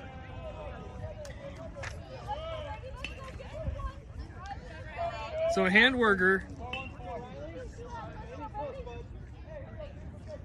he's only struck out 4 times all spring. 2-2 count. Curveball 61 comes out of his hand a little weird. Count runs full 3-2. You do not want to load the bases for Nick Pratt. Fisher wants to be aggressive here and attack Handwerker, but Handwerker a dangerous hitter, so rubber meet road. Here we go. Fastball just misses inside. Fisher wanted that one and has not gotten that call, unfortunately. And that is ball 4 to load the bases for the UMBC commit, senior catcher Nick Pratt. 689 hitter entering the day with 8 home runs, 21 RBIs, a 770 on base percentage. He has singled and walked twice, one of which was intentional. Would you see perhaps the Barry Bonds treatment here? Would you go Buck Showalter and Barry Bonds and intentionally walk in a run perhaps? This is the level of danger that Pratt produces at this level.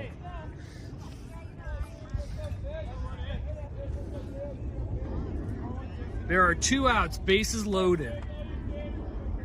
4-1 Indian Creek here, top 5. Curveball.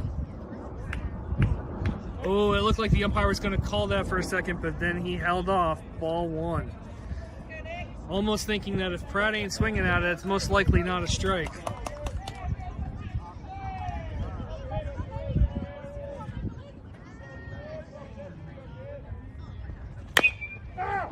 Fouled off the foot of Pratt. Count runs even, 1-1.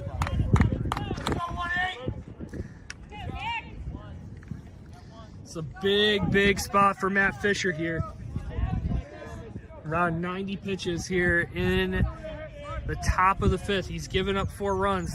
This 4th run, the one given up this inning, was unearned as it was an error that led to the runner reaching base. As the overcharge by Robinson and Wright had the leadoff man reach on that 2-base error.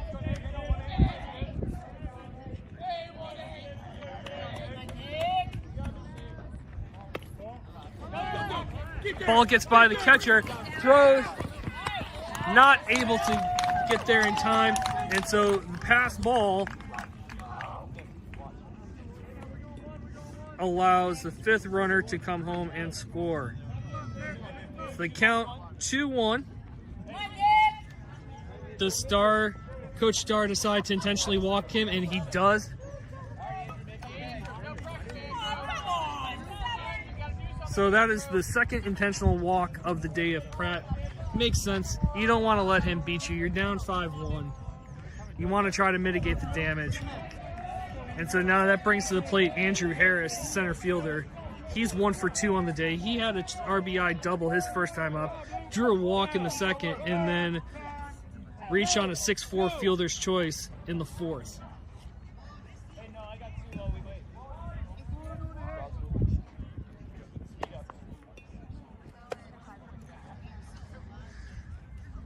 So pinch runner at first base.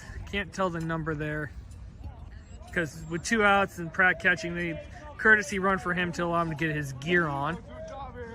Can't tell the number. I'll give that to you in just a moment perhaps. As Fisher looks in. First pitch is fouled off for strike 1. So the pinch runner, courtesy runner, is number 11, Joe Emery, his 2nd courtesy runner appearance of the day.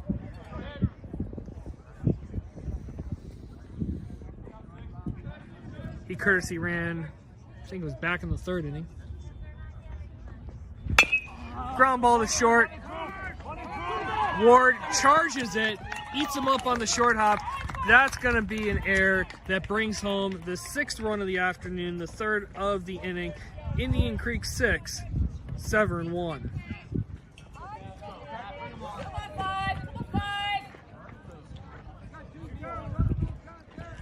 Defense not helping Fisher, who's trying to grind and get out of this inning here. Leadoff error in right field. 2-out error on that ball by Ward, who tried to charge it there. He had the direct play to second. He didn't necessarily have to charge it that hard if he was thinking his only play was at first, but he did have a play at second. That brings up the cleanup hitter, Patrick Smith, the 9th batter of the inning for the Eagles. He's 0 for 3 on the day. Lined out to third. Jacobs, first time up, popped out to the first baseman on an infield fly with the bases loaded in the second, and then flew out to left, his last plate appearance to end the 4th inning. 62-mile-an-hour curveball taken. Good take there from Smith for ball 1. 3 runs in the inning so far for Indian Creek. 6 on the day. Indian Creek 6, Severn 1 here, top of the 5th, 2 outs. Bases loaded. Fastball taken, called, strike 2. So, I'm sorry, 1-1 the count. First pitch was a ball that was just outside the zone, so it's 1-1 the count.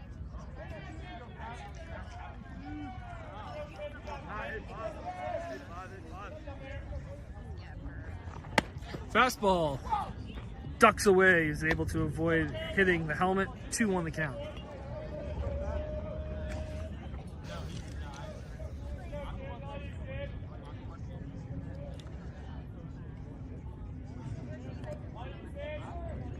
Fisher's got one he likes.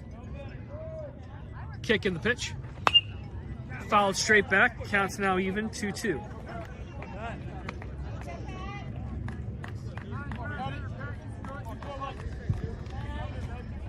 Fisher has been in dangerous territory all afternoon, but he was able to work his way out with minimal damage the 1st and 2nd innings, no damage 3rd and 4th, but unfortunately a couple errors here in the 5th have cost him. Fastball called, strike 3, and the inning is over. But a tough inning for the Admirals defensively as Indian Creek plates 3 runs on just 1 hit. There were 2 errors, a couple pass balls, and 3 runners left on base. We're through 4.5 innings here from Kinder Farm Park. Indian Creek 6, Severn 1.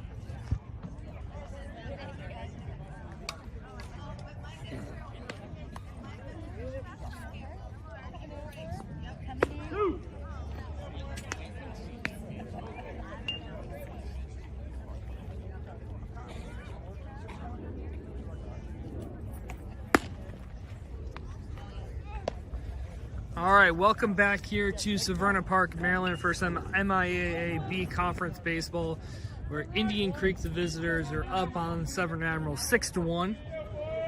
The second baseman, Jack Boyer, to lead things off here in the bottom half of the 5th. He popped out to third his first time up. Entering the day was hitting 200 with a double and 3 RBIs on the spring.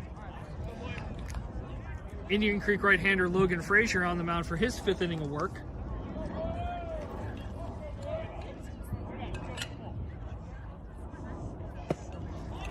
.61-mile-an-hour curveball taken for strike 1.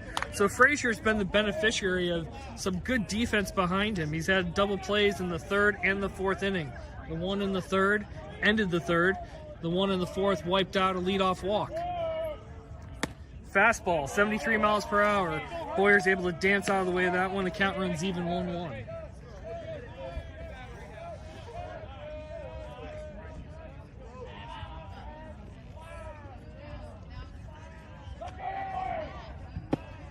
Curveball just misses outside the zone. 2-1 the count. In the on deck circle is number 1, Jason Martino.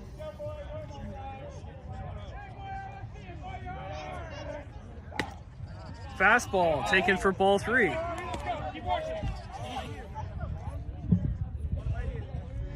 So Frazier, so far this afternoon in his 4 innings, has given up 5 runs, only 1 earned, 1 walk, 2 strikeouts. Again, the beneficiary of 2 double play balls.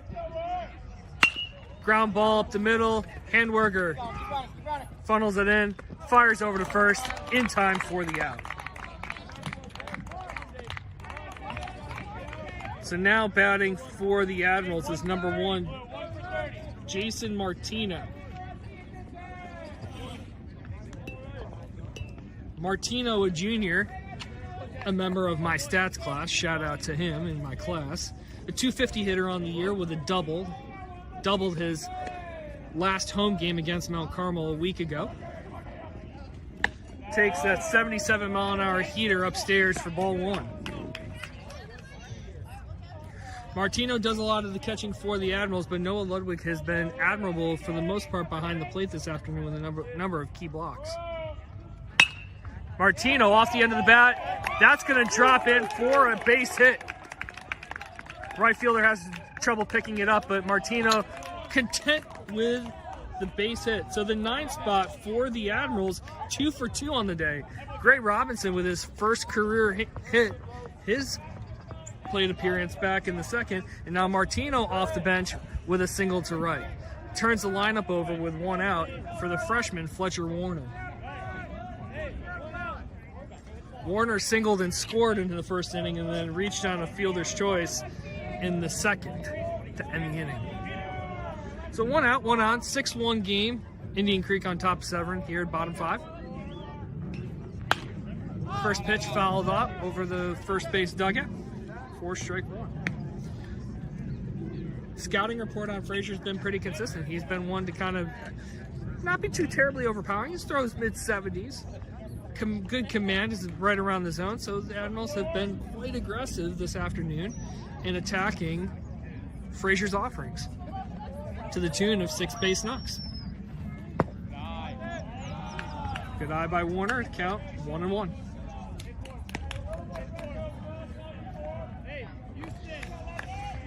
Down 6-1, you don't want to get too aggressive. You need runners, you need runs. The Admirals have been very aggressive on the base pass all year, but between the deficit and the fact that UMBC commit Pratt is on the bases, or behind the dish, well, eat my words, because Jason Martino, he proves me wrong. 6-1 game, you're down. He steals 2nd off of Frazier and Pratt, so he moves into scoring position on ball 2, so the count is now 2-1 for Martino. That was his 7th steal of the year. Not many catchers have wheels like that.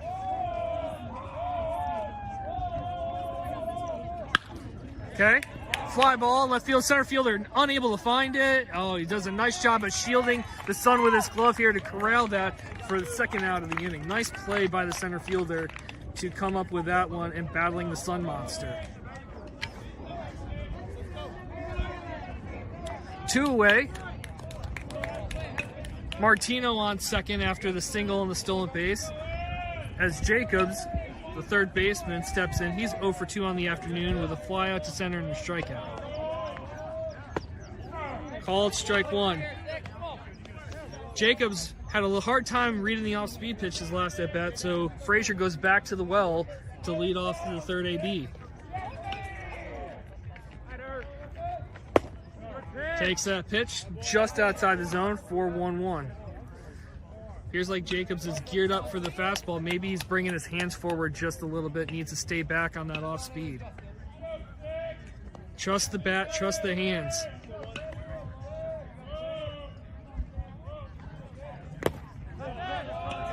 Ball 2.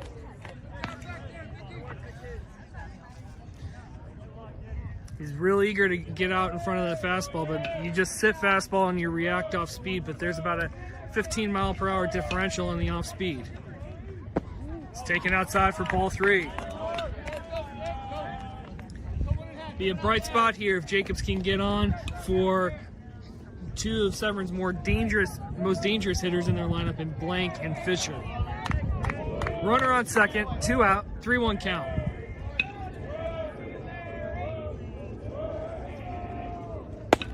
Fastball taken 74 miles per hour for called strike 2, and the count is now 3-2. Does he have confidence to go back to the off-speed pitch for a strike? We shall see.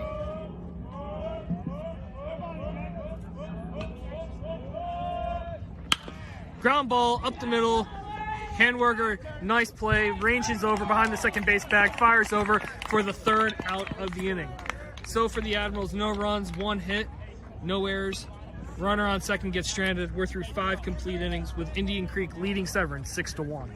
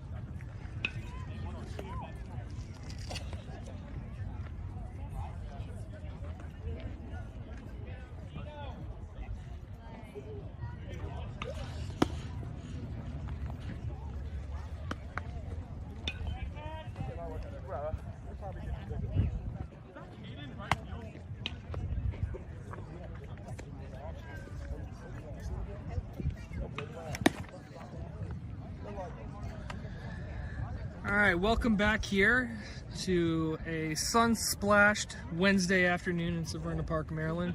Indian Creek leading Severn 6-1. Pitching change for the Admirals. Now pitching is another southpaw, number 5, Ben Campion. Campion relieves Fisher. Fisher, who went 5 innings, gave up 7 hits, 6 runs, only 3 of which were earned. Walked 7, 2 of which were intentional walks to Nick Pratt with 4 strikeouts. So Campion comes on in relief of Fisher. On the year, Campion, this is his 10th appearance. He's thrown 16 in the 3rd innings, giving up 22 hits, 21 runs, only 12 of which were earned. 9 walks with 17 strikeouts. He's thrown 61% strikes, so he's been really around the plate this season. And the Admirals looking for the lefty to be able to minimize and keep Indian Creek at their current score as the Admirals try to mount a comeback here in the late innings. So leading off for Indian Creek for the 2nd consecutive inning is the first baseman, Adam Seidlick. Campion winds and fires.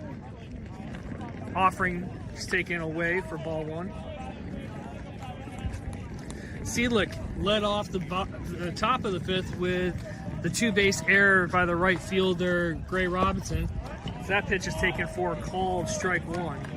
Count runs even 1-1. So Seidlick officially 0 for 3 on the day. He entered the day hitting 185 with 2 doubles and 6 RBIs on the campaign. Fastball taken, called, strike 2. So after the first pitch ball, 2 consecutive strikes, has Seedlick behind in the count, 1-2.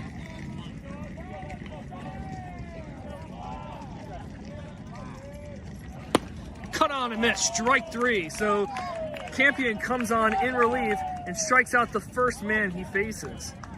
It's a little bit different than his last outing against Mount Carmel when he had 3 pickoffs. He came on in relief in a fireman spot, picked off the runner before he threw his first pitch, and then finished the game with a pickoff to end the game. So this time, with nobody on, starting with a clean inning, he leads off with a strikeout as Logan Frazier, the pitcher, steps in. First pitch fouls it, almost hits the light tower for strike 1. So Frazier 0 for 2 on the day. He drew a full count walk his last time up, grounded out to second, and flew out to center in the first and third innings, respectively. That pitch is cut on and missed for strike 2. So 70-mile-an-hour offering, Campion pumping strikes. As I mentioned before, he was over 60% strikes on the year coming into today, filling up the zone here quickly ahead, 0-2. Curveball, misses just in. Not a bad 0-2 pitch, not a bad miss.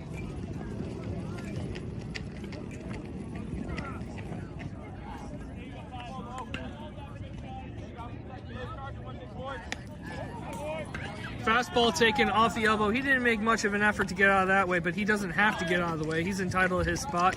So 1-2 count. Keeps the shoulder in, draws the hit by pitch.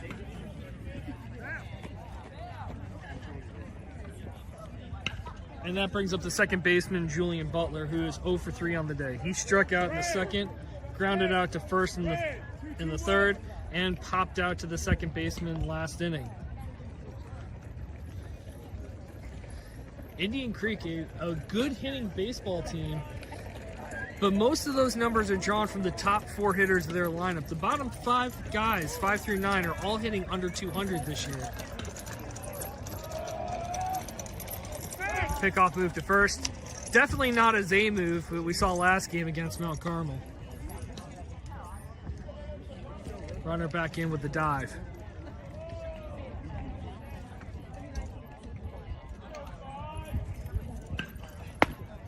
Fastball taken just upstairs for ball 1.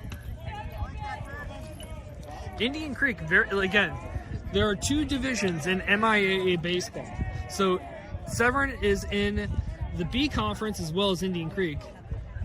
Shows bunt, pops it straight up, fires to first, beats it. So popped in the air, but neither Campion nor Martino now in at catcher, could get to that ball. Campion fields it, tries to make the jump throw Jeter-esque to first, but Butler is able to beat it for the bunt single, puts runners on first and second with 1 out. And now Michael DiBuccio, 3 for 3 on the day, with 1 ball that's left the infield. That 1 ball that left the infield was an 18 hopper through the right side. Fastball, 73 miles an hour, called strike 1. Martino out to visit. So, as alluded to before, Jason Martino is now behind the dish. Noah Ludwig caught the first 5 innings. So, with the pitching change, Martino is now in a catcher. The pitcher, Fisher, moves from the mound to first base, and Caden Blank moves from first base out to right field.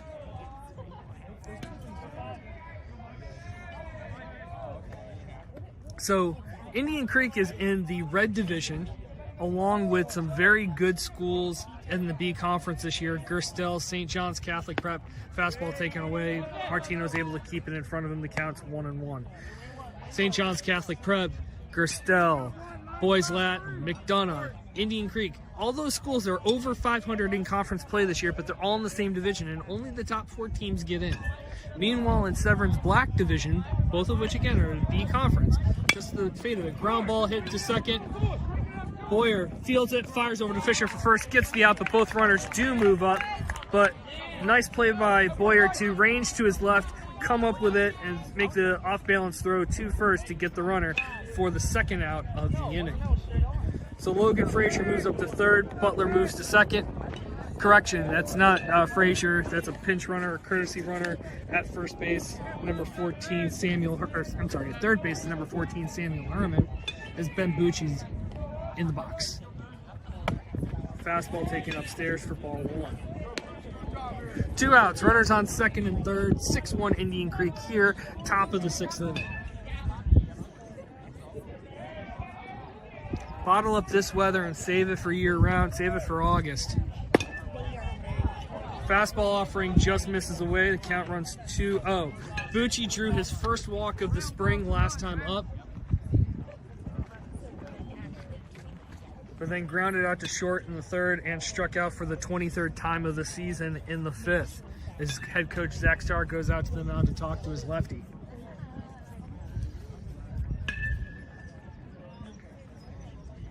So in Severn's division, the black division, currently St. Paul's is 5-2, and then Glenelg Country School is 4-4 along with Severn, but Glenelg Country School did beat Severn earlier this year, so head to head they have the advantage. But the Dragons do come to Severn Park in May, so maybe the Admirals can get payback in a few weeks. And then in the rest of the division, for whom Severn has beaten already once this year, are Friends, AACS, and Pallotti. Fastball taken for ball 3. So once again, a batter who has not been known to draw walks and get on base. A 174 average with 1 walk on the year, which came today, and 23 strikeouts, has a 3-0 count. Fastball, 71 miles an hour on the radar gun, called strike 1.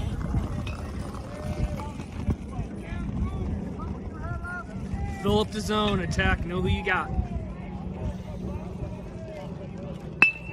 Check swing, ground ball, second base. Boyer comes up with it, fires over to first, gets out of the inning, unscathed, does Campion and the Admirals. So for the Eagles, no runs, 1 hit, a hit batsman, no errors, and 2 runners left on base. The Eagles have left a lot of guys on. That is now, quick math here, 12 runners left on base this afternoon, but they have the 6-1 advantage here through 5.5 innings.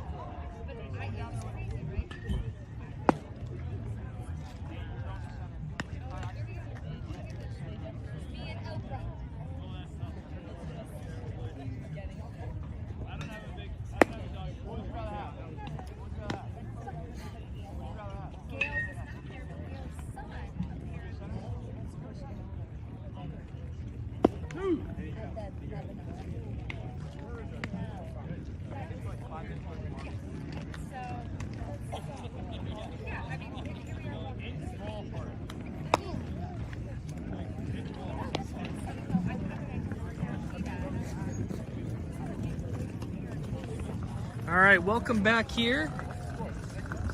Severn Park, Maryland, Kinder Farm Park. Home field for your Severn Admirals, as Indian Creek leads 6-1. But the Admirals, with the heart of their lineup, 3-4-5 coming to the plate this inning. This is the inning that they're going to start to make a comeback. It's got to happen here, and it's going to lead off with the sophomore, Caden Blank.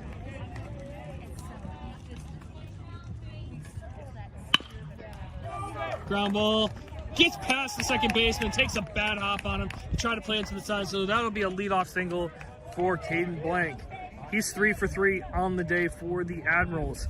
Blank, who's hitting .452 entering the day, has another hit in his multi-hit game, and that now brings to the plate Fisher, who threw 5 innings this afternoon, only gave up 3 earned, looking to get some payback for that 5th inning where 3 unearned runs came across and made it a 3-1, moved it from a 3-1 game to a 6-1 game.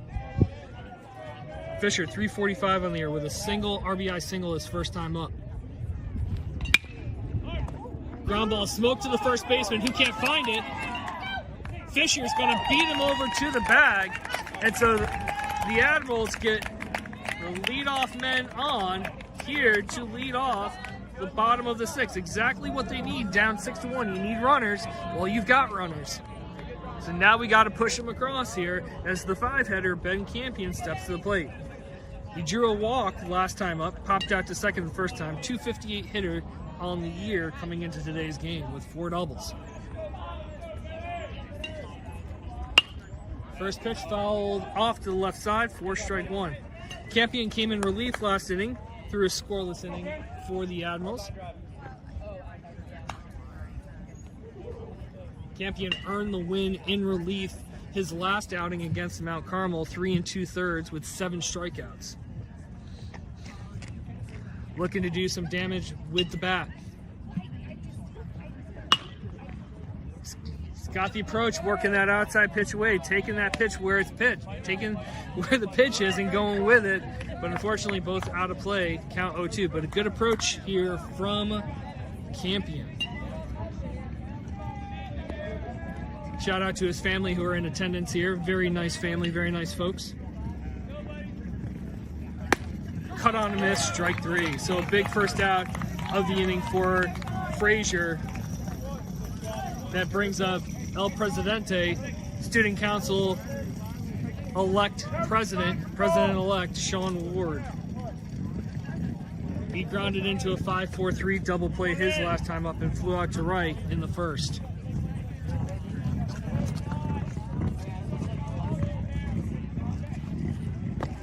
Curveball, 64 miles an hour, but per the radar gun, taken for ball 1. The Admirals, like I said, have been very aggressive at the plate. They've only struck out 3 times today. Ball 2.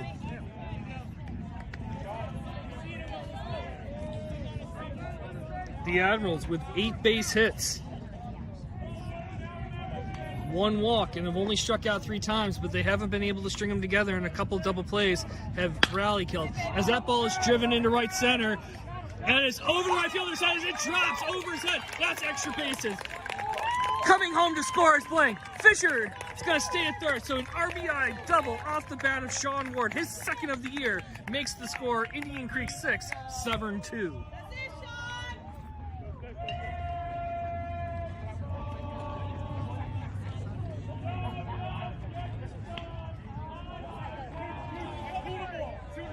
So a really good spot here for the Admirals with 1 out, with 2 runners in scoring position. If they can somehow cut this to 6-3, 6-4, we're going to have ourselves an interesting finish here at Kinder Farm Park. As Dylan Fenn comes to the plate, 0 for 2 on the day, lined to short and struck out his first 2 times. Infield drawn in. Breaking ball, 58 miles an hour, called strike 1. So the infield drawn in here, so Fenn trying to get something that he can perhaps elevate to get out of the infield and bring home the runner from third.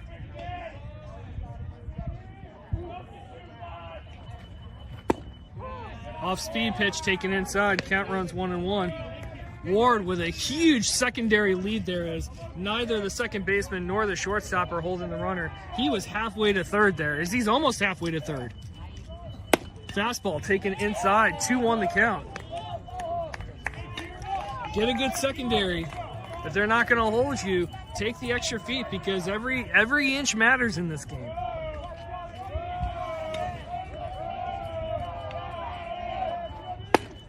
Cut on a miss, strike 2. Ward was closer to third base than he was second on that secondary. But obviously with a runner on third, he has to know where he can go without drawing a rundown or a pickoff.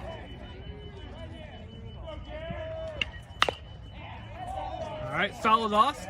So Fenn fighting up there at the plate. Count is 2-2, 1 out. Big opportunity for the Admirals here. Just got to get the ball in play. Middle infielders have moved back. Corners play in. Fastball called, strike 3. So when Logan Frazier has needed the big pitch this afternoon for Indian Creek. He has delivered. And that is a big second out here as now Jack Boyer steps to the plate with runners in scoring position, but now 2 out. Come on, Gary, let's go.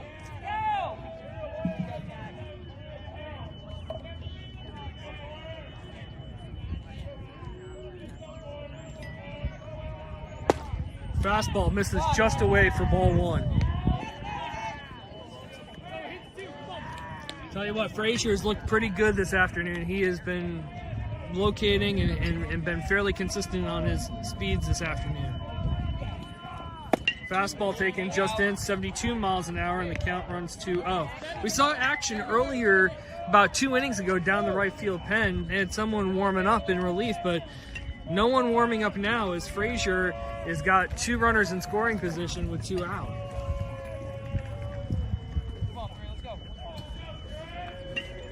Fastball taken upstairs above the letters. The count runs 3-0. And on deck, Jason Martino, who hit a single his last time up. 3-0 count. He's got to find something he likes here if he's going to swing at it. If he finds something he likes, he's got to do something with it, but it's got to be something that he likes. All right, fastball called strike 1. Wasn't what he was looking for. No worries or issues in taking that pitch. He still has the advantage as the count is 3-1.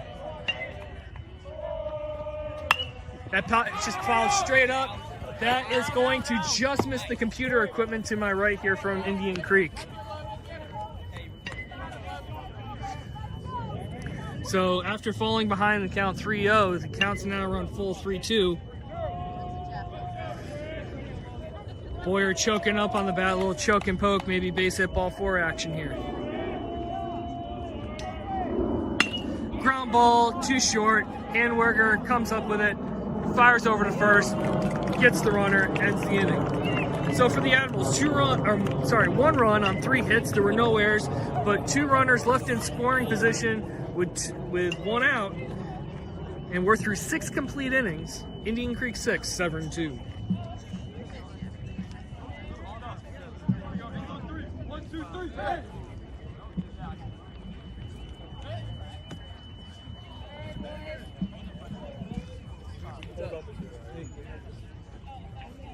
What's the score? 6-2. 7 down. That's theirs, not us. And he's not having, yeah, but he doesn't have any success with it because the internet is not good. So that's why I'm recording, and then I'm going to bring it back, upload it, and then I'm going to restream it with graphics later tonight.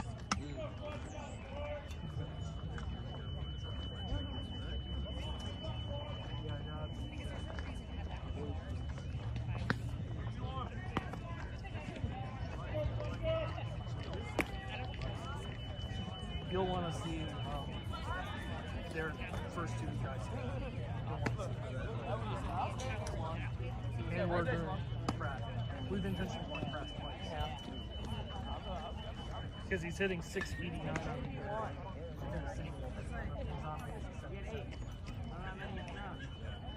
I don't know if I can get that.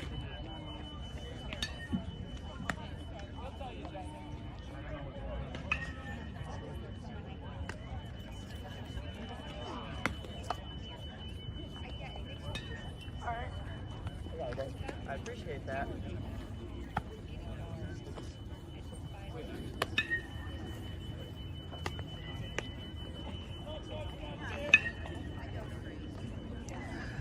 All right, welcome back here as we are about to begin the top of the 7th inning. Pitching change for the Admirals. Now on the mound, number 4, freshman Fletcher Warner. This is the 9th appearance on the mound for the class of 26 righty. He's thrown 8 innings, given up just 4 hits, but 13 runs, only 5 of which have been earned. 11 walks, 9 strikeouts. So he has very dynamic stuff.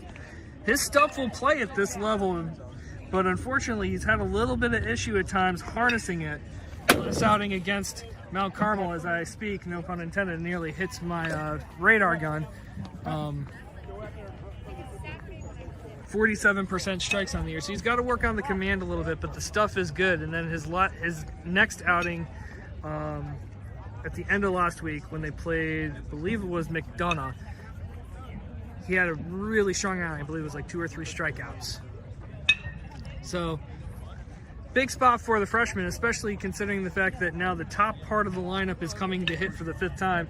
In particular, worth the price of admission, although admission is free here at Kinder Farm Park unless you're going to the farm itself, is Riley Handwerger, shortstop. He's made every play at the shortstop position, been very smooth, cannon of an arm.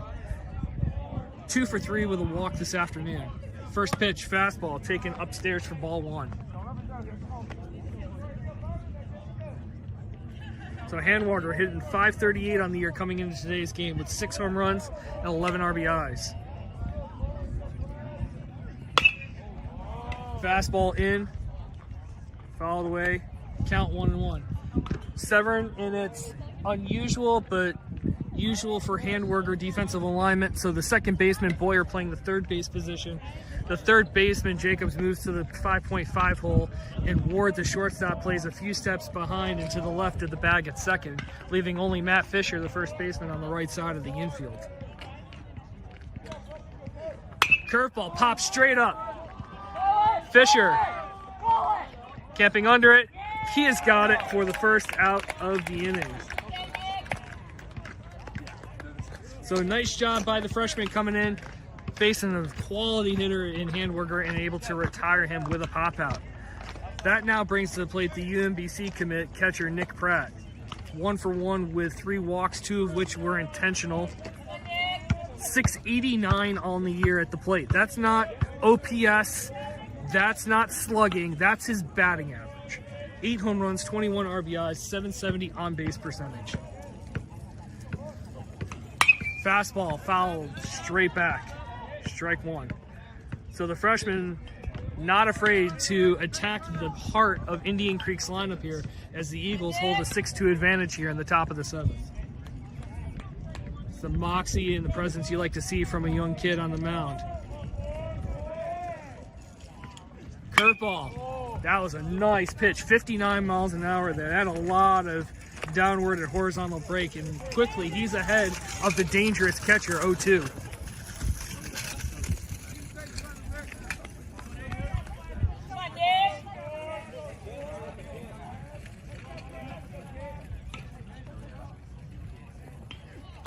Fastball, 76 from the freshman.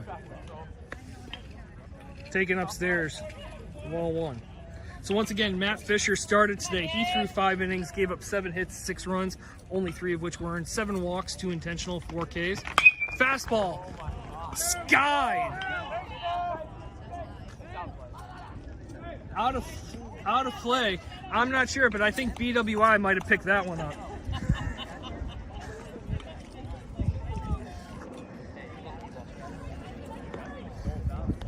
The count 1-2. So I've read through Fisher's line. He threw 5 innings and starting on the mound. Ben Campion came in relief. He threw a scoreless 6. He gave up a hit a batter, did not walk any, and struck out 1. Curveball, driven into right field. Misplayed by Campion, didn't get a read on it, and it's going to go all the way to the fence. Campion relays it on into Boyer, and Pratt is in there standing up with a 1-out double.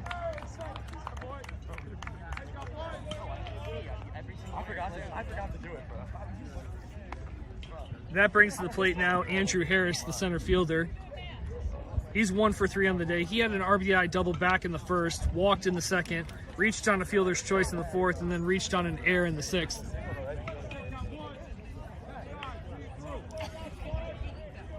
Tough play for the right fielder. You got the Sun Monster you're looking at. That ball was hit real hard, but you got to admire Fletcher Warner's ability to just go ahead and attack these hitters. Fastball taken upstairs for ball 1.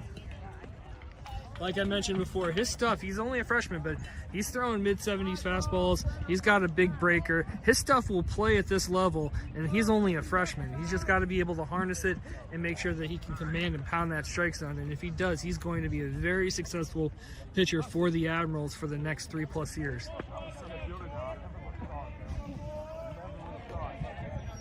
Runner on second, 1 out. Top 7. Indian Creek 6, Severn 2.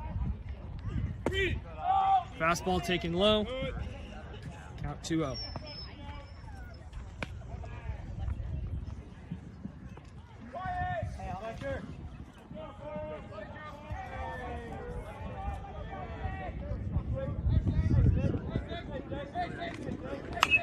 In on the hands, he's able to fight it off.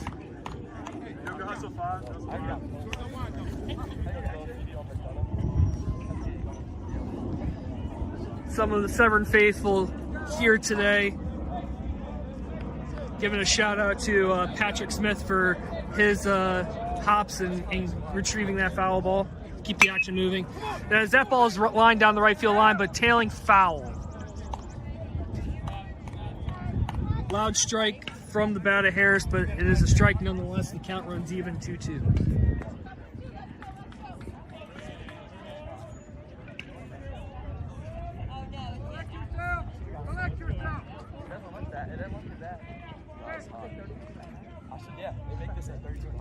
So again, Fisher started the game. He threw 5 innings, only gave up 3 earned.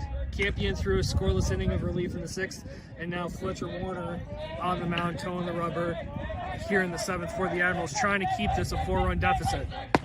Fastball misses.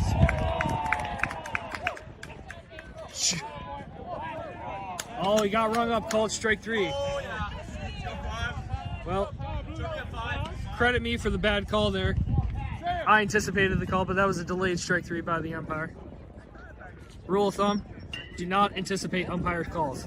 As we have yet again another pinch runner for Pratt. It seems like every inning we've had a pinch runner for him. And once again, it is number 14, Samuel Herman, making his 3rd pinch running appearance of the afternoon. Patrick Smith stepping in. He's 0 for 4 on the day with a strikeout back in the 5th.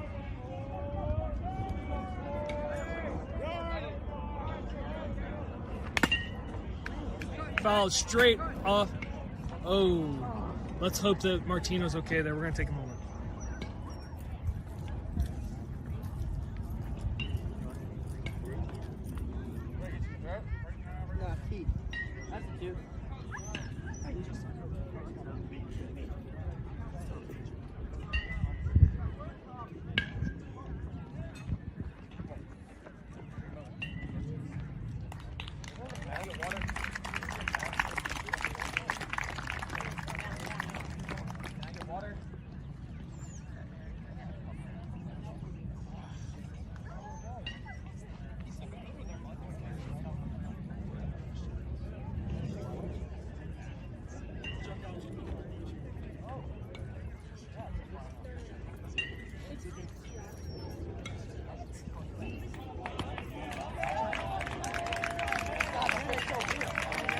So the crowd gives a nice round of applause there as Martino shows his toughness. Taking one in a non-protected area. The catchers wear a lot of gear, but you can't gear up everywhere, and unfortunately got him in a place where you don't have any protection, but he's able to take a sip of water. He's all good. Patrick Smith kindly asked him, make sure he's doing all right. Some good sportsmanship being displayed by the squads here this afternoon. So the result of that was a foul ball, strike 1. So Warner up in the count, 0-1. Fastball, nice pick. That's how you know your catcher's okay. He just takes a foul ball in a non-protected part. The next pitch is bounced, and he's able to pick it clean. So nice work there by Martino to prevent the runner from advancing to 3rd.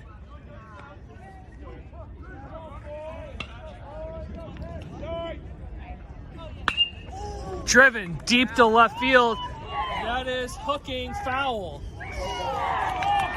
Nope, they're going to call it. That ball was caught. Well, you know what? Foul but caught, or caught and fair, whatever it was a heck of a play by the left fielder for the 3rd out of the inning. No runs a hit, no errors, 1 runner left on base. I'll leave that up to your imagination since my camera can't pan and capture that view from our position, but we're through 6.5 innings, heading to the bottom half of the 7th. Indian Creek leading Severn 6-2.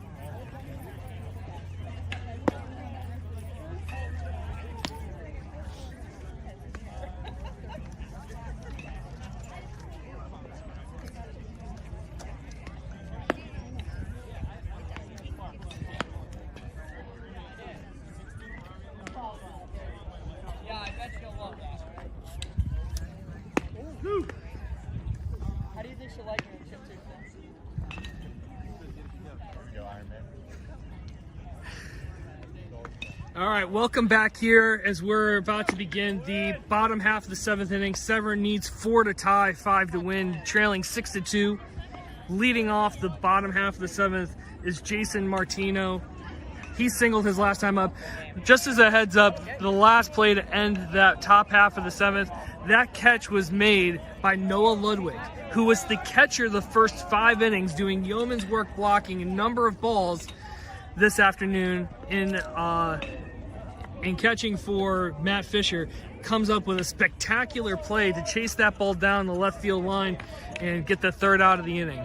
So Martino, hopefully using that momentum generated by Ludwig to lead off this frame. First pitch, ground ball, hits to second base, funneled in, throws over to first for the 1st out of the inning. As it's still number 20, Logan Frazier, on the mound for the Eagles in search of a complete game performance. Good swing by Martino, outside pitch, taking it the other way, but unfortunately right at the second baseman. But there is one away, but it does bring the top of the lineup back around. Fletcher Warner, who threw a scoreless inning of relief in the 7th, now batting. Nice job by the freshman last inning.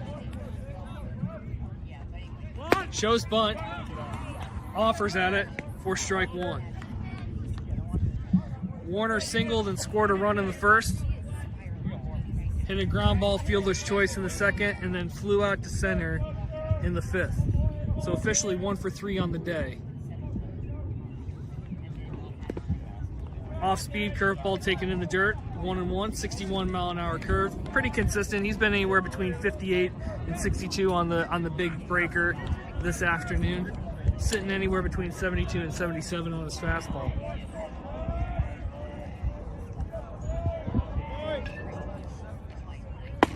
Fastball called, strike 2.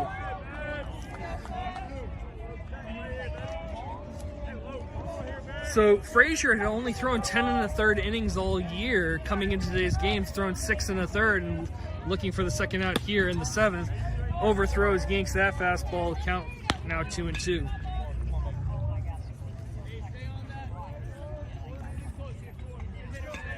Frazier has definitely pitched to contact this afternoon. He's only struck out 3, but he's relied on some solid defense in the middle infield between Butler and Handwerker.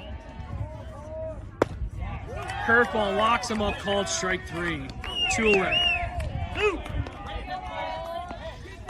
And last hope for the Admirals, unless the inning can continue, which they hope, is in the bat of Lawrence Jacobs, the 3rd baseman. 355 hitter entering the afternoon, but 0 for 3 today.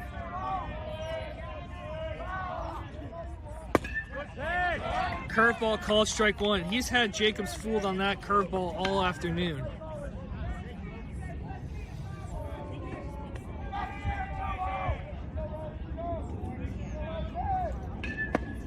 Called strike 2.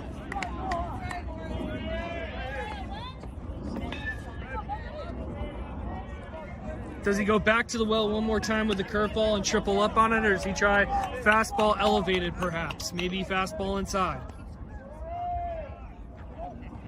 Ground ball through the hole, 5.5. So Jacobs does a very nice job of turning an 0 for 3 day into a 1 for 4 day to keep the game alive for the Admirals and send up to the plate Caden Blank, who's hitting close to 500 on the year, hitting 3 for 3 today, 3 singles. So nice job for Jacobs to battle there and fight. He had trouble picking up that curveball all afternoon and was able to send it through the 5.5 hole to keep the game alive for the Admirals. 71-mile-an-hour fastball taken for strike 1. That's one of the slower fastballs we've seen from Frazier this afternoon. Perhaps he's beginning to tire a little bit. As mentioned, he'd only thrown 10 1/3 innings all year, but is trying to finish off a complete game performance this afternoon. Fastball taken for strike 2. So quickly moves ahead in the count 0-2.